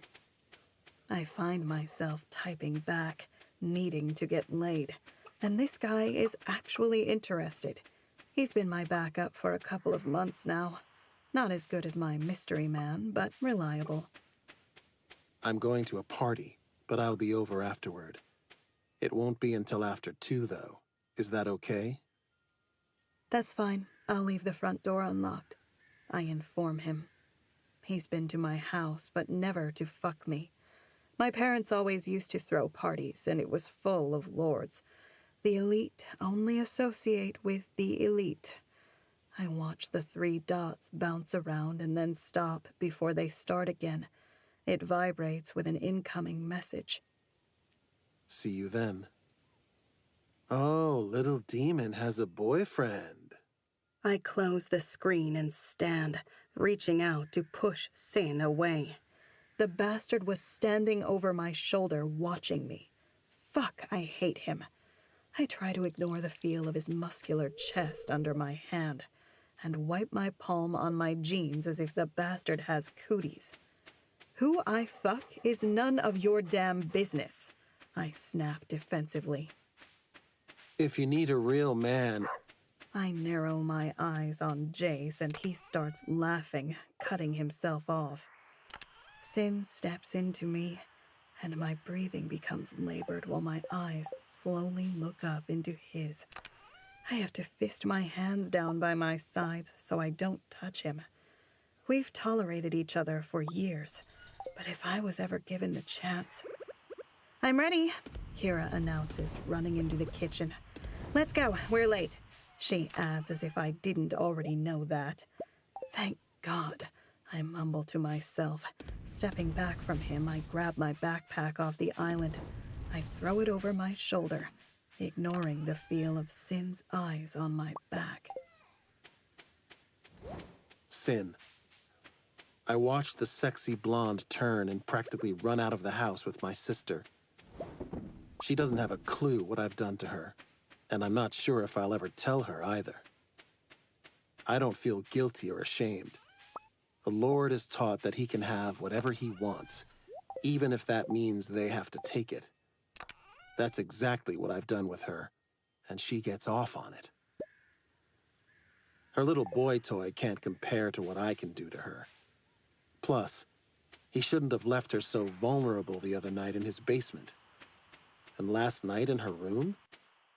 Well, she'll learn to lock those doors. The masked man who comes in and gets her off will be no more. She'll know it's my cock, my mouth, and my hands that violate her. I'll teach her that she can be easily taken by anyone. When I decide to tie her to a bed, I sure as fuck won't be leaving her alone like that dipshit did in his basement. No. I'll sit there and watch her squirm until I decide to fuck her. And I promise you, blindfolded or not, she'll know it's my cock she's coming for. Sin, I can't believe you didn't make it to the vow ceremony, Jace starts, eating his granola bar. He's been talking about it non-stop for the past 2 days. It was wild. Riot yelled at Matt. Here you go. Corbin hands me a notebook, ignoring Jace like me. I open it up, and a smile tugs at my lips as I scan over a random page. The feel of my phone vibrating in my pocket has me setting the notebook on the counter to pull it free. I unlock the screen to see a message from Sandy, a 40-year-old friend of my mother's, and I open it up. It's a picture of her sticking her tongue out while looking up at the camera with a text. I got my tongue pierced. I write out a reply. Cool. Maybe it'll help you suck dick better. It's been a while. The summer before my freshman year at Barrington, since I had my cock down her throat. But I doubt she's gotten any better. She reads it and sends 3 crying laugh emojis. You always make me laugh, Sin. I'll be back Sunday. You've had your vow ceremony, right? Now we can get back to where we were. I quit reading over it and pocket my cell. She's away with her 3rd husband celebrating their 10th wedding anniversary. Call me whatever you want, but I don't have a commitment to her husband. Not my fault she can't stay faithful. I'm also aware that I'm not the only one. She fucked Jace one night before our first initiation at his parents' cabin. She was more than willing to give us one last ride before we had to take a vow of celibacy. I pick up the notebook on the counter when I see my father enter the kitchen. Easton? Yeah? I ask, meeting his stare. He's got a briefcase in one hand and his cell in the other. How's your assignment coming along? My hands tighten on the notebook. Good, I answer. Will you be able to complete it? He asks, worry evident in his tone. I'm officially a lord now, meaning if I don't do what I've been ordered to do, then I'm no use to them. Termination is the only way out from here. I snort. Without a doubt. May I speak to you in my study for a second? He asks. I groan. Not in the mood, knowing exactly what he wants to talk about. My chosen, my lady, my future. I don't have time right now. Plus, it doesn't matter what he wants for my future. It's not what I want. And I'm not going to let anyone dictate it. I have to make some important phone calls. I lie and exit the kitchen, avoiding him, and head to my room. I've got some research to do. My little demon just gave me the key to everything I need to make her mine. Chapter 9. Ellington. I've been around sex all my life. My mother is a sex therapist. My father built her an office on the 4th floor of our house so she could work from home. He even put in an elevator that bypassed the other floors so her clients could have direct access to her office. I was 9 when I started listening in. By age 10, I knew more about sex than most adults ever will. One time when I was 12, I snuck upstairs and listened in like I usually did. I slowly walked down the hallway, stepping as softly as I can to avoid giving myself away. If so, I'll get in trouble. She always tells me, "These are adult conversations, Ellie, and unethical of me if you overheard them." I push my back against the wall and slide down to my butt, straining my ears to hear. A woman is softly crying, followed by a man's voice. I'm sorry, I thought you'd like it. Mr. and Mrs. Taylor. I've listened to a few of their sessions before. You can't be serious, the woman begins to sob. How could you? Mr. Taylor had a kink for watching other men get his wife off, known as cuckolding. His wife didn't, but still had the occasional bottle of wine and allowed her husband to take her to a swingers club or party where he would choose a man for her and he'd sit back and watch the man fuck her. She hated it.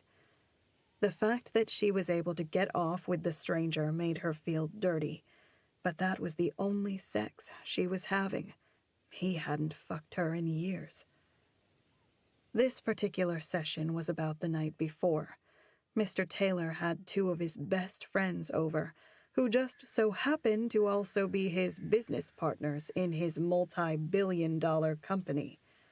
He had slipped something in his wife's wine that night, drugging her to the point she passed out.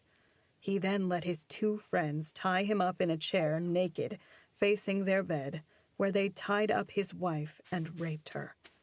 He had set up a recorder earlier that day, and he could not understand why she didn't want to watch it the following morning with him.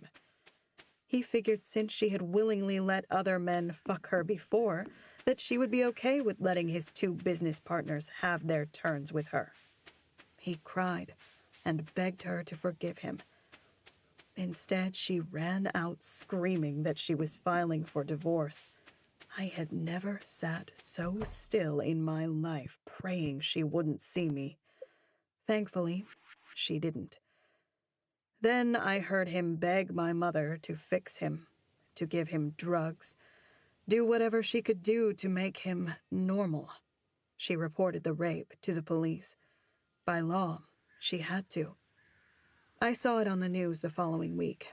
His two business partners being dragged out of their downtown office building and shoved into cop cars. They were both married, with children. I wondered why Mr. Taylor hadn't been arrested along with them, though I couldn't ask my mom because then she'd know I had listened in on her session. 2 months later, I got my answer. Mrs. Taylor was back, and I sat in that same spot and listened to her cry to my mother once again. Her husband had committed suicide, went home after their last session and shot himself in the head, on their bed, where he had given her up like an offering to a cult. He could not live with himself after what he did to her. He was so disgusted that, at the time, he hadn't realized that what he liked was wrong. Until he understood he betrayed his wife. A 25-year marriage down the drain for a kink.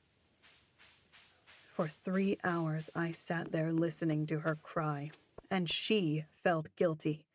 Her husband was the one who betrayed her, yet she felt responsible for his death. She was pregnant. She'd found out that morning, and that was the reason for her emergency session. For 10 years they tried to have a baby. They wanted kids later in life. They were both focused on their careers, and once they decided to start, it was too late. Or so they thought, and he had stopped sleeping with her altogether.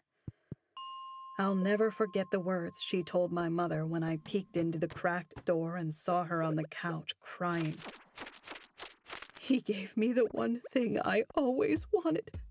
I'm pregnant, and he's no longer here. Because of me. Because I couldn't love him for who he was. She said she didn't care which man who raped her was the father. She was keeping the baby and would raise it to know her late husband as the dad. She sobbed. My mother sobbed for her own personal reasons. It was traumatic for both of them. And me? I learned 2 things listening to the Taylors' sessions. First, love is utterly fucking bullshit. Who in the fuck allows their friends or anyone else to rape their wife, let alone record it and expect her to be okay with it? And second, I learned that just because your body craves something doesn't mean you should give it what it wants. So I pushed everything my body begged for to the back of my mind. But that didn't last very long. I was young when I realized I wasn't like other women. When I was 18, Sin cornered me at a party and told me I was pretty. I knew he was lying, a way to fuck with me. Hell, a friend probably dared him or something. But then he told me that my eyes were so beautiful that he wanted to cut them out and place them in a jar in his room so he could look at them every day. It made me wet. It also made me realize that I'm more fucked up than any patient my mother had ever seen. What would have made any woman cower made me lean into him. I convinced myself it was the 2 lines of cocaine I had just snorted too, but that was a lie. Deep down, I knew I'd never have a healthy relationship with a man, because I'd never be happy with what society would call normal. I want toxic. I want madness. I want someone who makes me question my sanity. And I know I won't be happy until the masked man decides to make me his forever. I'm perfectly fine spending the rest of my life not knowing who he is, as long as he continues to come see me. Chapter 10. Ellington. It's almost 2 in the afternoon when I walk into my Psychology of Human Sexuality class. This is my last class of the day, thankfully. I have big plans to walk in my mother's footsteps regarding my career choice. I have my own reasons, but she doesn't have to know that. I'm only a junior at Barrington University this year. Sex has always made me curious. And I think the fact that I learned so much at such a young age played a big role in that. I now understand why she didn't want me to hear what was said inside the walls of her office. Put the fact that it was unethical to the side. Just the words of her clients gave me nightmares at times. I was 13 when I started getting curious. I'd hear words being used and Google their meaning or look up images. If I'm being honest, I'd say I need therapy now. Pretty sure I can diagnose myself as a sex addict. But it's an amazing thing to take your body to the next level, let alone someone else doing it to you. Sex is like anything else, an act that can be used, bought, or sold. It's addictive.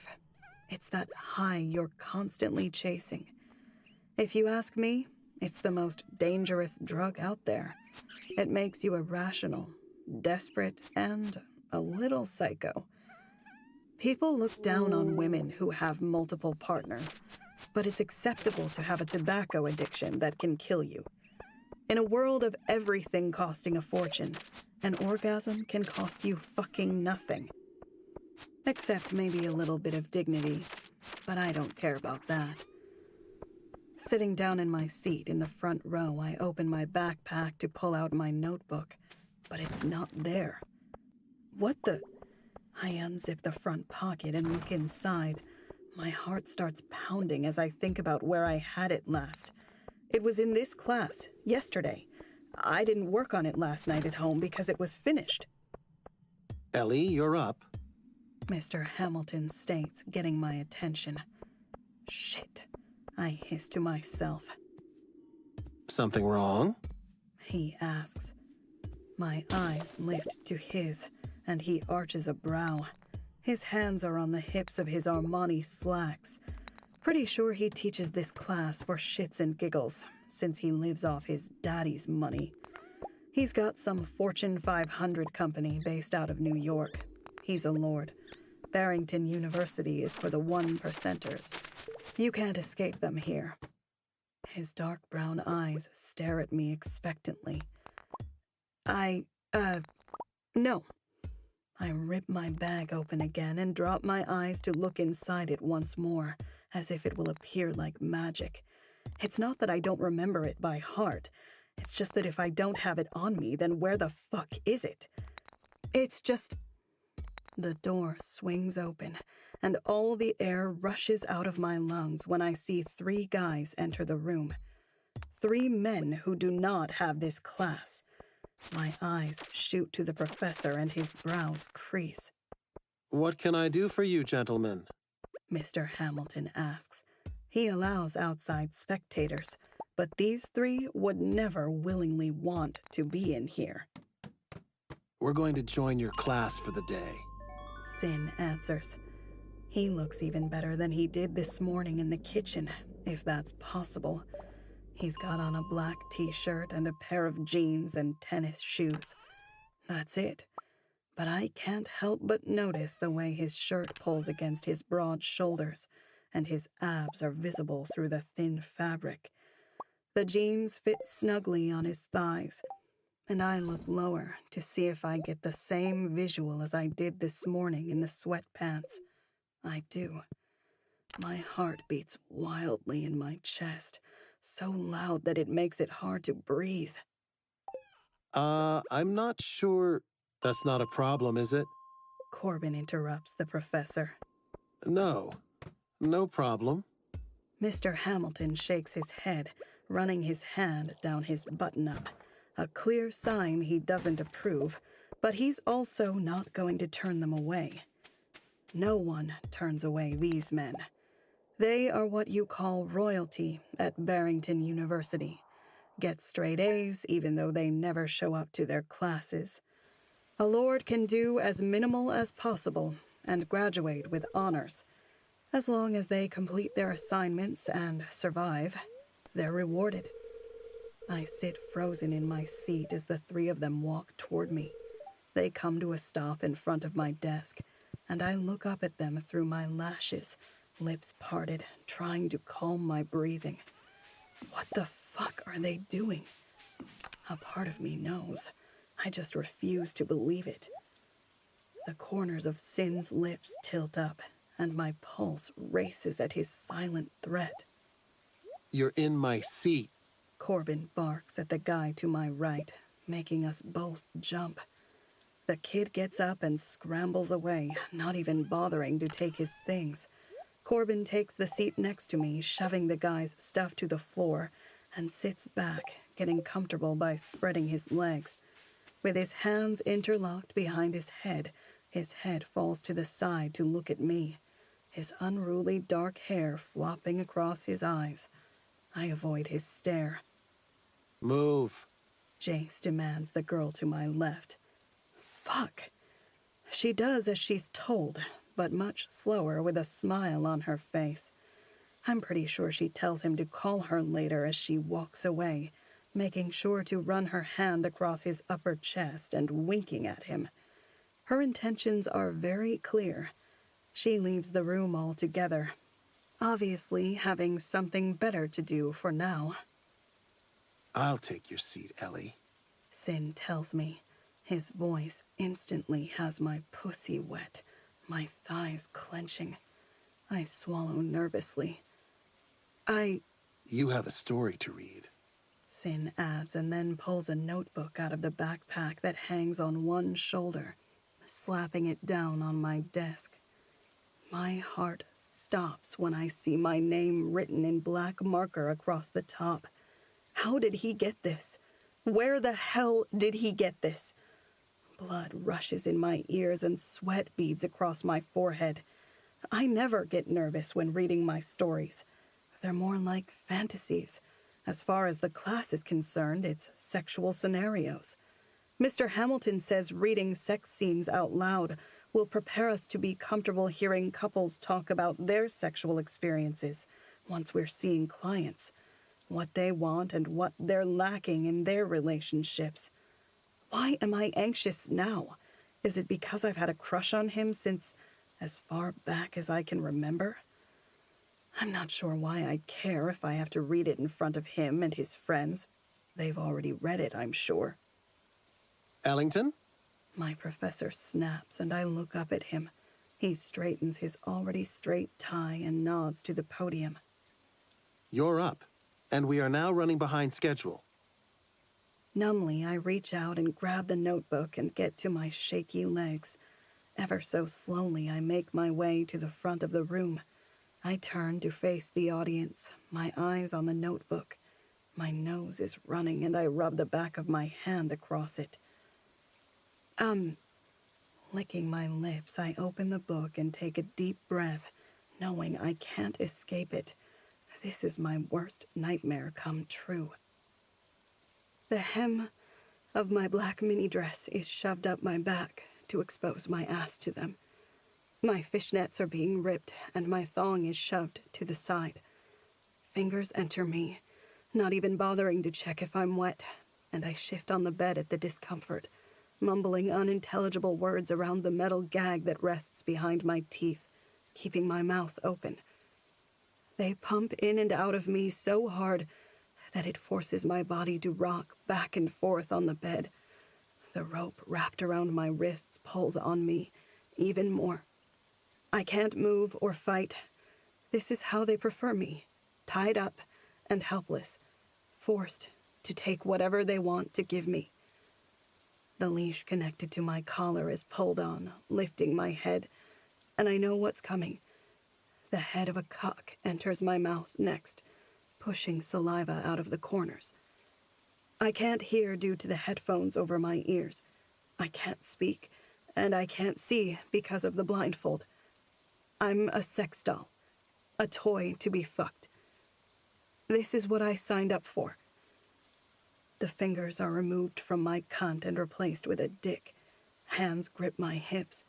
His knees rest against my tied legs, and he shoves into me, holding me in place while the other cock fills my mouth.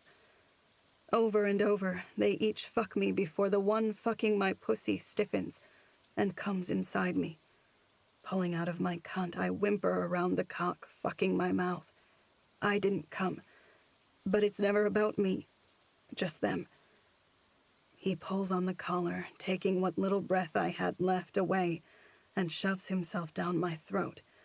I gag and he pulls out, coming all over my face. I taste some on my tongue and feel it slide down my chin before he slaps me. When he lets go of me, my head falls onto the bed once again, and I'm lying in sweat and cum. A fresh set of knees hit the back of mine, and then a finger is in my ass. I moan, tears running from my covered eyes. Someone grabs underneath my neck, lifting it. The cock that just fucked my cunt is shoved into my mouth because I can taste myself on him. He's rough and pinches my nose. If I could see, I'm sure my vision would go black. I lie here as they each take my ass, pussy, and throat. I never get to come. It's all about them. And I'm the dumb toy who lets them do it over and over. I close the notebook and stare at it, refusing to look up at the classroom. I read over my words on autopilot, knowing them by heart. My voice was shaking as bad as my knees are right now, and my breathing is erratic. My heart pounds so hard that my chest aches. Someone starts clapping, slow and loud. It's Sin, I know it, but I refuse to look at him. Then someone follows along with another, his two best friends. They might as well be laughing at me. Good job, as always, Ellington. My professor says, clearing his throat. Millie, you're up. No. My eyes snap up at the sound of Sin talking to the professor. No? Mr. Hamilton questions. Sin slowly rises to his feet and turns to the room. Class is over for the day. Kids jump to their feet, grab their belongings, and practically run out of the room. Students take this class for a filler. It's for an easy grade. They fuck off and get in their daily nap. So if they can go home and do that instead, they'll take it. Wait a minute. Professor says. Get back here. He orders, but half the class is already gone, which is quite a bit, considering how small it is to begin with. We don't even have 20 students in the class. You too. Corbin jumps up from his seat. Out. This is my classroom. Mr. Hamilton argues. Not today. Sin informs him with a smile. My eyes go back and forth while standing at the podium, my head turning to look between the two, trying to figure out just what in the fuck is going on. But I know whatever the guys have planned, the professor can't fight it. They always win. The professor might be a lord, but the fact that he works at Barrington tells me he doesn't have as much power as other lords. My parents didn't shield me from the ways of the lords. I wouldn't say I know everything about them, but I know enough. Corbin walks over to his desk, grabs Mr. Hamilton's Armani button-up and drags him out of the room. He tosses him out and locks the door. A quick look around tells me what I already feared. It's just the three of them and me. Have a seat, Ellie. Sin demands, pointing at my chair like I'm a dog he can command. My feet move on their own, walking me across the floor. I fall into my seat, my hands on the desk and my eyes straight ahead, trying to calm my breathing. I'm sweating, panting, and about to pass the fuck out. Is this what a panic attack feels like? The room is spinning, my tongue feels heavy, and my mouth is dry. Sin comes to stand in front of my chair, and his crotch is at eye level. I can see the outline of his hard dick, and I swallow. He reaches down and slowly undoes his black leather belt. The small movement pulls me out of whatever trance I was in. Sin, I go to stand, but a hand grabs my hair and yanks it back, forcing me to look up at the white-tiled ceiling and keeping me in place. I cry out at the sting in my scalp. My breathing accelerates, making my chest rise and fall quickly. I hear the sound of his belt slap through the loops before he grabs my hands and yanks them across my desk. He crosses my wrists, and I close my eyes when he wraps the leather around them, tying them together. Then my hair is let go, and instead they grab the belt and pull it up, forcing my tied hands behind my head. Corbin sits down in the seat behind me. The pressure of his boot presses into the back of my chair, holding my hands in place.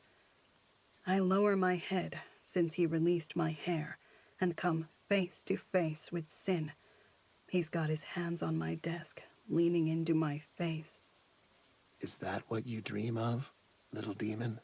He asks, his head tilting to the side, calling me by my nickname. He's been using it since I was 10. My family was on a camping trip with his. Kira set his tent on fire because he wouldn't play Barbies with us. When Kira got in trouble, I took the fall, knowing Sin would destroy her to get even. Even then, a part of me wanted to get his attention, to see just how far I could push the devil. A whimper escapes my lips, but I'm unable to answer.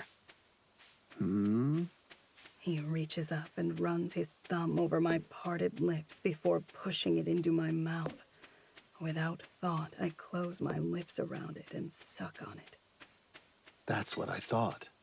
His pretty blue eyes harden for a brief second before pulling it out, and then he reaches between me and the desk, grabbing the hem of my shirt. You want to be a toy? Pulling my shirt up to expose my plain white bra, he slides his hand down my waist. The thought crosses my mind that I'm not wearing anything sexually appealing under my clothes, and I quickly abandon that stupid thought. I fight the restraints, but I can't go anywhere. Corbin has my hands tied behind my head, and the desk makes it hard for me to get away from Sin's touch. He undoes my jeans and then my zipper. Sin, I breathe, and he smirks at me. It's soft yet devious at the same time. Kneeling before my desk, he reaches underneath and grabs my jeans at the thighs and yanks them down my legs, all the way to my ankles, and then stands. He might as well have just tied them together since I still have my shoes on. I can't kick anyone anyway. Let's have a feel, shall we? He slides a hand between my legs, forcing them through the material of my cotton underwear. I arch my back, my hips lifting up off the cold chair. A cry rips from my lips when he roughly shoves a finger into me. Fucking soaked. He praises. Pulling out, I slump in the chair, and he runs the pad of his wet finger over my clit. Oh, such a naughty little demon. You've got a piercing.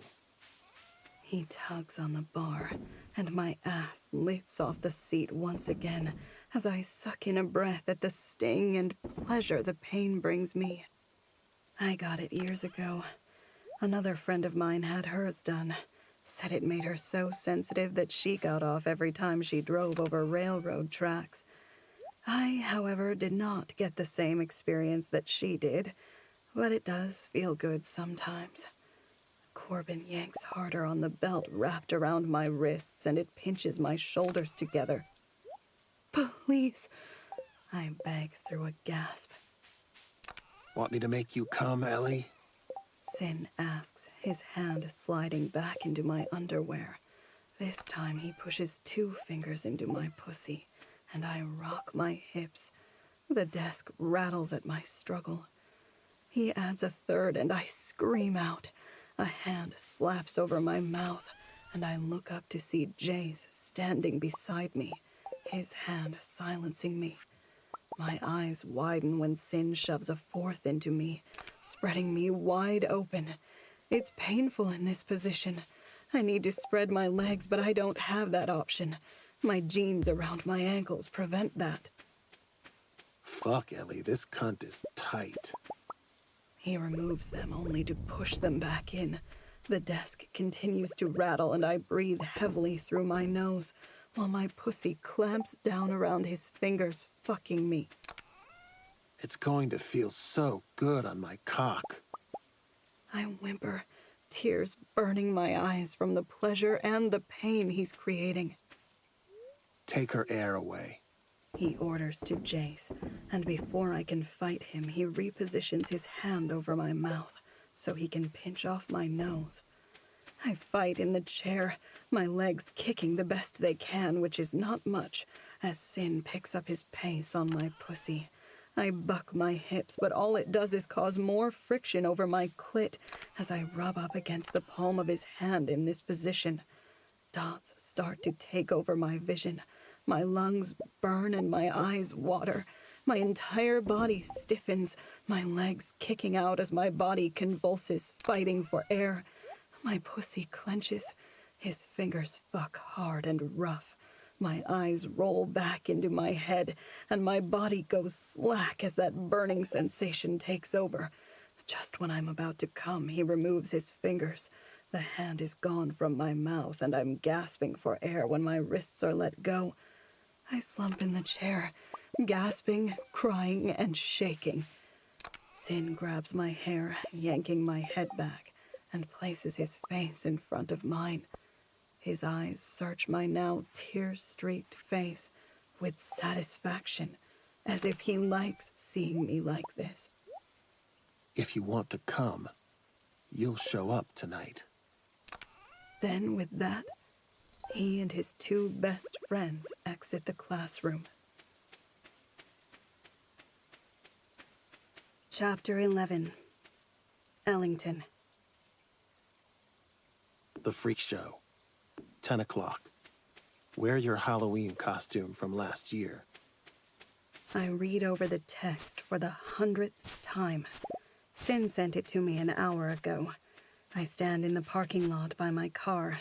I just arrived, and it's 9:45. After I managed to get myself together, I exited the classroom and went straight home. I took a shower and woke up a few hours later in my bed. I didn't mean to take a nap, but I was exhausted. Then, like an idiot, I got out of bed and started getting ready. For him.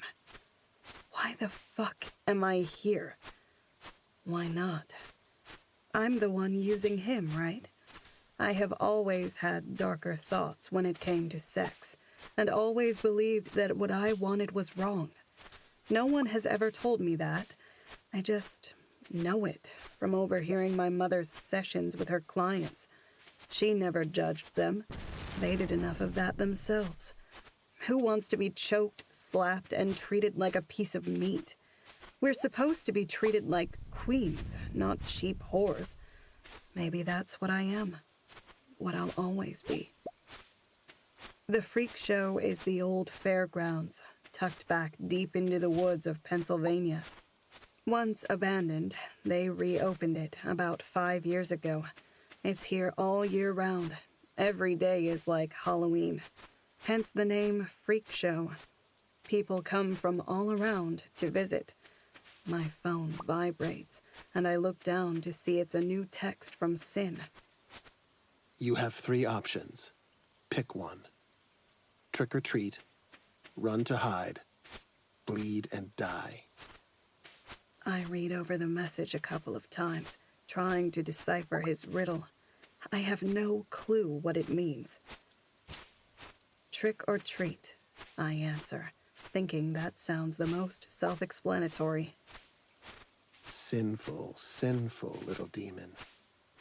You are my light, like the devil is to freedom. My frown deepens. Light? Devil? What the fuck is he talking about? Another message comes through and I open it up to see it's a picture of me, standing in the middle of the parking lot. I look up to see where the picture came from, and it's the House of Mirrors. Swallowing nervously, I start to make my way in that direction, and almost trip over my heels in the rocky parking lot. This is what I wore to the guys' Halloween party last year, that they had at the House of Lords, which included heels. I should have switched them out for tennis shoes. Making my way through the crowd of people, I enter the crooked house. I haven't been here in years. The last time was with Kira. I was rolling my ass off, and she was my designated driver. I grip the metal railing and walk up the stairs inside. The sounds of clown laughter fill my ears, making the hairs on the back of my neck rise. I know it's fake, but it's no different than sitting down and watching a scary movie, knowing damn well it's not real. You can't control how your body reacts. Misattribution of arousal is physiological confusion. My body confuses itself as to why it's being aroused. For example, fear. When I experience a massive overload of adrenaline, I get turned on. I get off on the unknown. There's a hallway to the left and another to the right. I take the one on my right, slowly walking down the narrow pathway. My arms are out to my sides, running my fingers along the floor-length mirrors. Red and blue lights flash from above, making it hard to see. It's as if the walls are closing in on me, but it's just an illusion. I stumble in my heels, my breath coming faster and faster by the second, while "Thank You for Hating Me" by Citizen Soldier comes from the speakers lined along the ceiling. I come to the end of the hall and look at myself in the mirror. I've got black leather bunny ears on. They cover the top half of my face. All you can see are my eyes. I've got them done smoky, with black eyeshadow, eyeliner, and mascara. My lips are blood red to match my nails. I wear a strapless black leotard that has a built-in bra to push up my large breasts.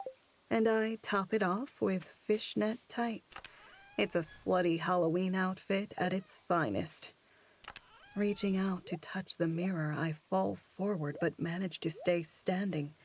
There isn't a mirror there. What? What the hell was I looking at then? I catch sight of something behind me and I spin around, only to see nothing. The lights turn red and start to flicker.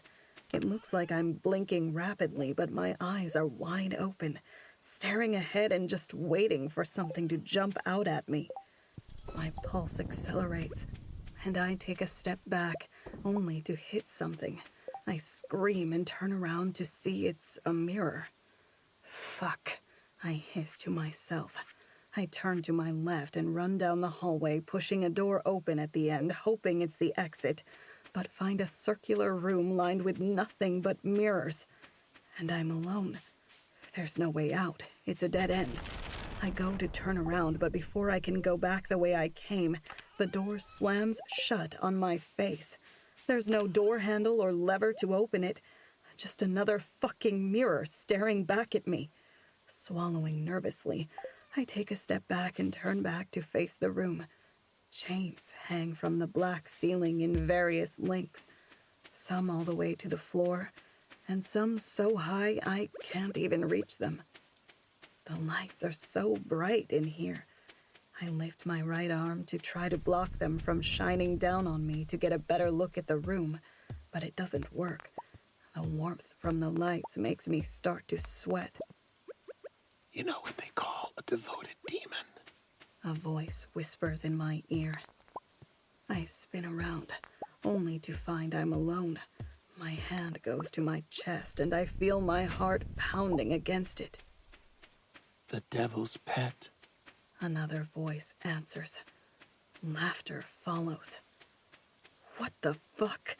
I growl more to myself than them.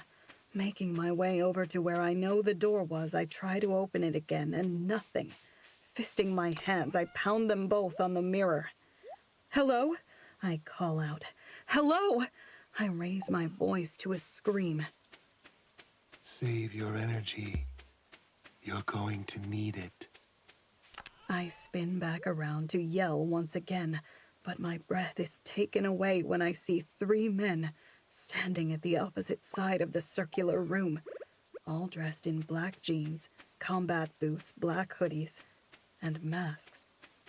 They're not overly terrifying, but something about them has my skin tingling and my breath hitching. The one on the far right is a clown. It's got oversized teeth with what looks like blood dripping from them, big black eyes, and a white face with red cheeks. The one in the middle wears a mirror-like mask. It's got black holes for eyes and is so long that it dips into his black hoodie, so you can't see a single inch of skin. It doesn't have a mouth of any kind. The one on the far left looks like a human face that has had all the skin removed, showing all the veins and tendons. Sin? I breathe his name, placing my hands out in front of me in defense as if it'll keep them away. What are you doing? I ask, licking my lips nervously. None of them answer, and my knees threaten to buckle. My heart is in my throat, and the blood rushes in my ears. The lights turn off, and I suck in a deep breath. They come back on, and they're gone. What? I spin around in a circle, but see nothing but myself in the mirrors. Were they even actually in here? Or was it an illusion of the mirrors? The lights start flashing red and blue, just like in the halls, and a hand grabs my neck.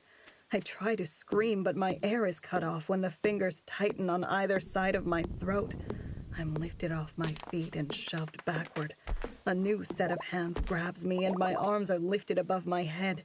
Something is wrapped around them, and I'm lifted to where I'm dangling from.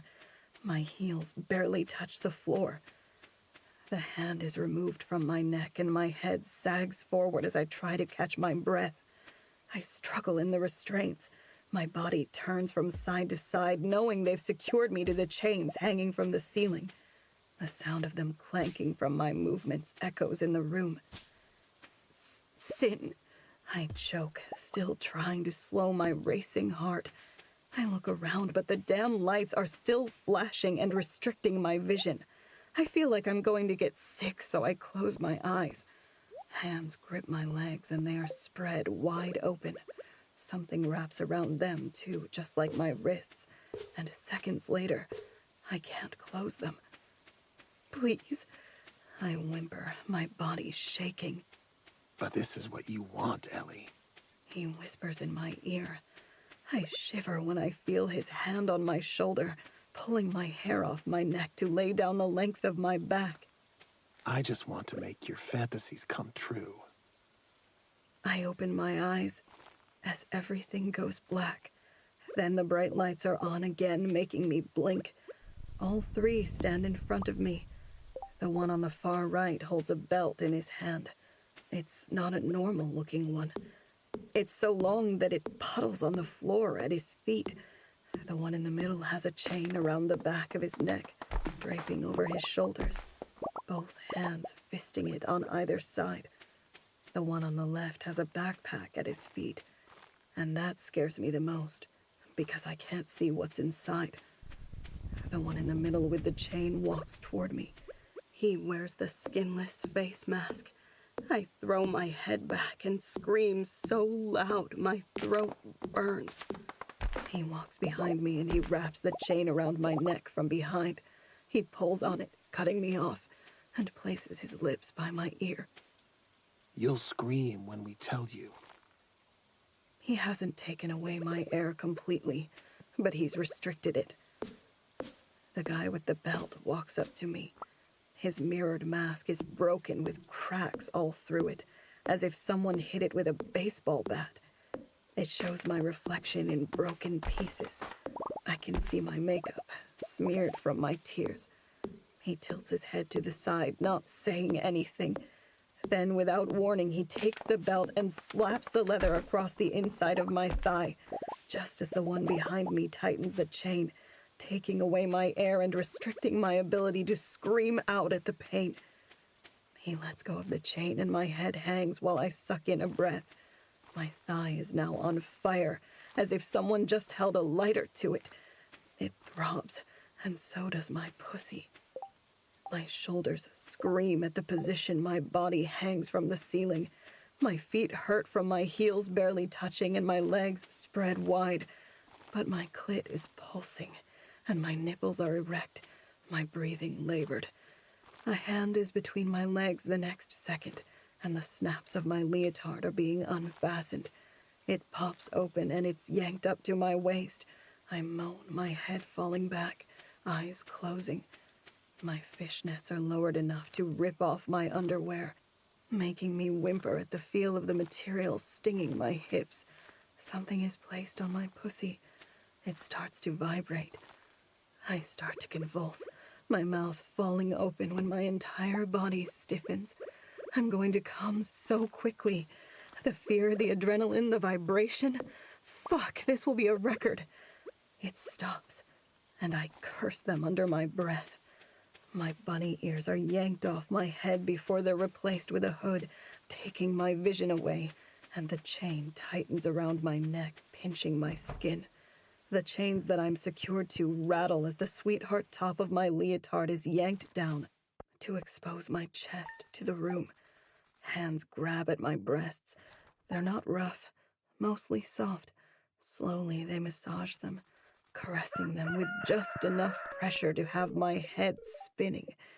Or maybe it's the room. I can't see anything, so I close my eyes. My hot breath inside the hood falling on my face makes me sweat. A tongue licks my nipple, and I find myself leaning into it. Oh, God.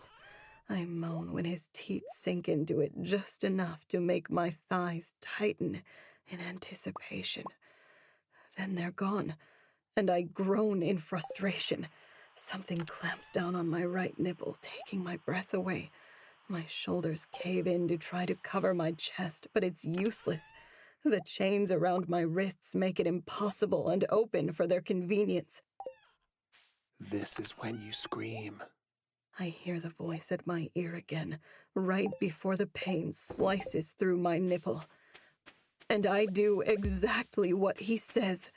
I scream into the hood, my body thrashing in the chains that hold me captive. Hot fire runs through me and my chest tightens. Then, like it never happened, it's gone. And I sag once again, now crying. I swallow my tears, sweat and snot while I hang here in the middle of a room for them to play with. And I hate how wet I am right now, that I try to rub my thighs together to get some friction. I tense when I feel a hand on my other breast. It's the same as before, his mouth on it, then his teeth. I take a deep breath when something pinches it. And then that fire again makes me scream like I've never screamed before. Sin. Fuck. She's so goddamn gorgeous. I've been so fucking hard since she read her journal in class today. If I had known she had those kind of fantasies, I would have sat in on that class every day with her. But it's probably better I didn't. The temptation of getting her off the last 2 years without fucking her have been hard enough on me. She hangs before me, her breasts and pussy exposed, and all I want to do is mark her. Carve my name into her body so every damn man knows she belongs to me and that I've waited all of my life for this. For her. Corbin and Jace had to help me tonight, and although I don't mind them seeing her naked, I'd never let them fuck her. No one is allowed to touch what's mine. Not unless they want to lose an arm. Sin. She sobs into the hood, and I cup her cunt. Her body jerks in surprise, and I spread her pussy open wide, feeling how wet she is. Such a good little demon. I praise her, making her hips rock back and forth. The rattling of the chains from her harsh movements makes me smile. Please. She begs so fucking sweetly. I imagine her doing it while crawling to me with her mouth wide open, waiting for me to use it. I shove 2 fingers into her, my thumb massaging her piercing, and her breathing hitches. I look over her shoulder at Corbin and nod. He yanks on the chain, tightening it around her neck, and she goes wild when he takes away her air while I fuck her cunt with my fingers. I bring her as close to orgasm as I can, and when her pussy clenches on my fingers, I stop and remove them. The chain loosens, and she sags once again, her cries filling the room. We've just begun, little demon. Chapter 12. Ellington. They dress me back in my Halloween costume and release me from the chains. The hood is removed. My legs shake, and one of the guys, the one in the mirrored mask, bends down, placing one hand behind my back and the other under my knees. He picks me up, and I lie limp in his arms while I watch through hooded eyes. The other 2 shove everything into the backpack. We quietly exit the room and out of the hall of mirrors into the fresh night air. I shiver at the breeze, even though it feels good on my burning skin. It can get pretty chilly at night in Pennsylvania. Closing my eyes, I don't even care that my body shakes in his arms. It's begging for a release. And right now, I'd do just about anything to get that. I hear voices here and there. But again, I don't care who sees me like this. I couldn't walk if he forced me, and I'd rather be carried than crawl. I feel him walking up a new set of stairs, and I open my eyes just in time to see a devil's mouth, wide open with red horns and orange teeth. Devil's Path is written across the top in big letters. Off in the distance, I hear the faint noise of screams and the sound of grinding metal. It's a roller coaster. My eyes open once again when I'm set on a cold and unforgiving surface. I look around to see it's a single cart with 3 seats. I'm sitting between the mirrored face and the guy with the skinless face mask. The one with the mirror mask pulls the backpack around the front and unzips it. A hand grips the back of my already sore neck, and I'm shoved forward, my cheek resting on the cold metal bar running across the front of our cart. Hands grab my arms and pull them behind my back. Handcuffs are wrapped around them, making me suck in a breath. I'm brought back to a sitting position. My legs are spread wide by both of them. They use their boots to hold me open. A blindfold is slipped over my eyes and blood starts rushing in my ears. The buttons of my leotard are undone again, and a finger runs up and down my soaked pussy. I moan, my hips trying to rock against it. So fucking greedy. The guy to my left says, and my mind is still too foggy to know who is who. My pussy lips are spread open wide, and then something cold slides inside me. The unknown object isn't large, but it feels a little uncomfortable due to how I'm sitting. I start panting, and I lick my lips in anticipation. Don't worry, little demon. You're about to get your wish. One of them says to me, "It has to be Sin. Only he calls me that." They release my legs and I close them, trying to rub them together to get the friction I need. A hand lands on my chest, holding me in place, my back to the uncomfortable seat, as it smashes my cuffed hands behind me. Then I feel something on my chest and stomach, followed by a click. They just locked me into my seat with the overhead harness. I thrash around, unable to move, and I hear a loud ringing before we jolt forward. My heart gets stuck in my throat. I can't see and I can't hang on. I feel us climbing, hear the click as it takes us higher and higher before it drops us off the edge. I wait for the inevitable fall. My body tenses, my thighs trying to clench, but the overhead restraints latched between my legs prevents that. The car comes to a stop and I hold my breath. My pussy vibrates right as it drops us from the peak. I scream, my body falling, the car and my cunt vibrating.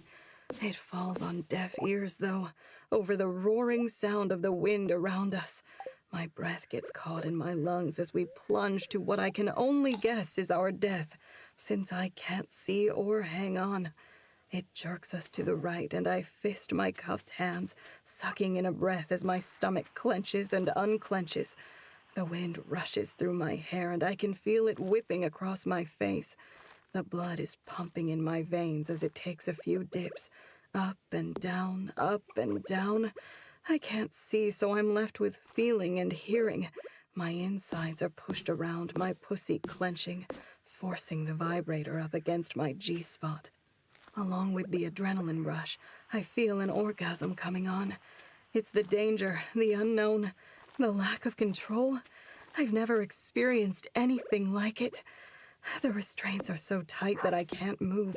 Each sharp turn makes my breath hitch. Each climb makes my pulse race. And each fall has my pussy clenching. And just like that, stars dance across my covered eyes. My body lifts off the seat, pressing my already sensitive nipples into the overhead restraints, and I come with a scream on my lips as we make a drop that seems to go on forever. I feel like I'm floating, reaching the clouds high in the sky. My breath is taken away as if someone is choking me. I feel lightheaded. Every inch of my skin tingles. I can't tell if we're still falling or if we're climbing once again. All I know is that I never want to come down. Sin. The guys and I enter her bedroom back at her house, and I hold her unconscious body in my arms. She passed out before I could even get her off the roller coaster. It's funny how little a carny will accept if you've got cash on hand to look the other way. Pretty sure we could have committed murder tonight, and he'd have kept his mouth shut for $100. Rip off the duvet and top sheet, I order Jace and Corbin. They each grab a corner and yank off the white duvet and matching silk sheet. Pillows too, I add. They remove all 10 pillows that she insists she needs and toss them over to the side. I lay her on the bed as Corbin throws her bunny ears/mask onto her desk in the corner. I yank the black leotard, pulling it down her body and from her legs. I grab the top of the fishnet tights and pull them down too. She doesn't even move. Jace drops her heels at the end of her bed, and I roll her onto her stomach. Corbin tosses me his backpack. I unzip it, pulling out the roll of duct tape. He comes over to me to bring her arms behind her back, and I wrap it around her wrists, running it up her forearms a little bit to make sure there's no way she can wiggle them free. Duct tape is effective, but only when used correctly. Always use more than you think you need. I push her onto her back so her arms are underneath her. I sit beside her and run my thumbs over her freshly pierced nipples. I thought she'd like that. I wanted to see what they would look like. They're fucking gorgeous, just like I knew they'd be. I can't wait for them to heal so I can change them out with chains. She'll look so fucking beautiful with tears running down her face while I pull on them, hearing her scream. I rip 2 more pieces of duct tape off and cross them over her mouth in an X before adding a longer piece across the middle, making sure it goes from ear to ear. Again, always use more than you think you need. Getting up, I go to her legs, and he holds them in place while I duct tape them together at her ankles, making it impossible for her to get free. I stand and throw Jace the tape just as he tosses me something. "What's this?" I ask, catching it in my hands. "Something you're going to want to see," he mumbles. "It was sitting on her desk." I sit down on the bench with my back to her and open the notebook to see it's dated earlier this month. Dear Diary, August 15th. I saw David again. He rented us a hotel. I arrived first and got ready. I met him at the door dressed in nothing, just like he had told me to do. I felt stupid. I don't know why, but I don't feel what he does. He thinks this is real, but that's not what it is for me. He's something to pass the time. I've tried to date guys, but they just can't give me what I want. They either think I'm fucked up in the head or testing their loyalty. What's wrong with a woman wanting a man to use them? Maybe they're right. I see sex as pleasure, and it should be more of a commitment. That's what he says anyway. No matter how hard he fucks me, I'm left feeling hollow afterward, unsatisfied. Maybe it's him, but I think it's me. He tells me that I'm a whore for wanting more. That when I'm with him, only him, I'm an honest woman.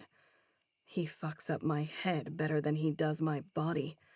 That should tell you all you need to know. But what other option do I have?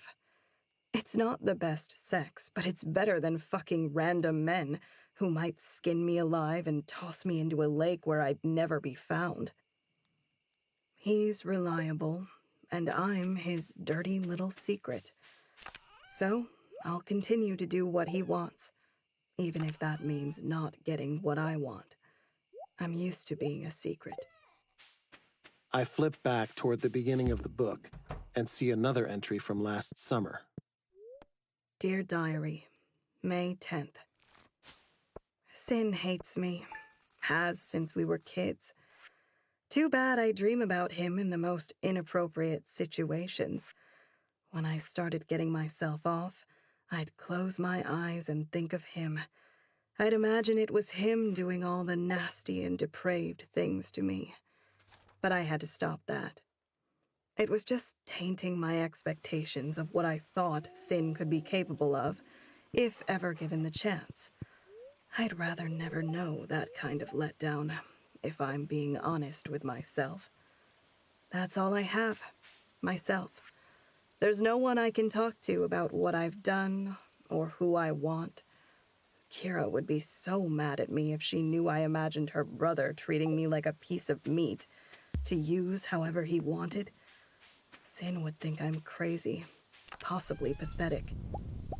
So, I'll keep writing down my thoughts and fantasies as if they were their stories. My fictional characters might as well enjoy themselves. I close the notebook and look over at her. She's still sound asleep, tied up with duct tape on her bed. "Here's another one. Looks older," Jace states, closing a drawer to her desk. I hold out my hand and he throws it to me. I open the first page. My heart starts to race when I see it's dated 2 years ago, the night I was assigned to kill for the Lords. Dear Diary, August 12th. A man killed Daddy last night. I think he thought I was going to rat him out, but that wasn't going to happen. I'm glad he's dead. He was a sorry son of a bitch who deserved a horrible death. A bullet to the head was kind. I let the man fuck me with his gun. It was dirty, raw, and therapeutic in a way. Even though it sounds fucked up, I got off on it. I had never come so hard. I hope he knows that I'm not going to say anything, and that he comes back to visit me again. Even if it is to kidnap me and take me away from here. This life is boring. I've always fantasized about wanting more. And I think the masked man can give it to me. It's 1:30, Jace announces to the room, getting my attention. Closing the diary, I stand and walk over to the door, turning her light off. Then I sit down in the seat in the far corner and wait. Chapter 13. Sin. It's 2 o'clock on the dot when I hear the front doors open and close. The house is so quiet, the sound echoes. There was a reason we had to cut our playtime short at the freak show. While in my parents' kitchen, she had been texting David this morning about coming over tonight. Over my dead body will I allow this dipshit to continue to touch what's mine. I've had my suspicions, but wasn't sure until I saw the pictures that Lincoln gave me. Then to see her tied up in his basement the other night, I couldn't do anything about it then without giving myself away. I don't want her knowing it was my cock she came all over. I sit silently still as I count each step of his boots on the stairs. He pushes her door open with a creak and enters. He doesn't turn on the light. Instead, he walks over to her bed and chooses the lamp. I smile to myself. My girl is already ready for me, he muses, looking over her exposed body. Her chest rising and falling with each breath she inhales through her nose. She hasn't moved an inch since I brought her home 30 minutes ago. Oh, I like these. He reaches out and runs his knuckles over her pierced nipple, and I fist my hands, rage crawling up my spine like a fire engulfs a wall. Reaching up, he grips the back of his shirt and lifts it over his head. I stand. She's no longer for you. He spins around, hands up, and gasps. Easton? He breathes my first name. I've always gone by Sin because it fits my personality. Only my parents call me by my first name. What the fuck are you doing here? His brown eyes widen. I'm here for her, I inform him. He frowns, turning back to Ellie, then looks at me once again. I don't understand. I step into him. You are to stay the fuck away from her, I warn, causing his eyes to narrow. I will not. Tomorrow morning, you will drop her from your class. This son of a bitch sits at his desk while she stands in front of his class reading off her deepest, darkest desires, and then he fucks her in secret. He uses his students, exploits them. Ellie isn't the only student he's been fucking, and the lords have found out. When she was distracted reading over her text messages this morning, I had Jace get into her backpack on the island and pull out her notebook for class. Everyone knows what goes on inside Mr. Hamilton's classes, but Barrington University allows it. Like the Lords, it has its own rules. I saw her texts and made some phone calls of my own after I spoke to my father.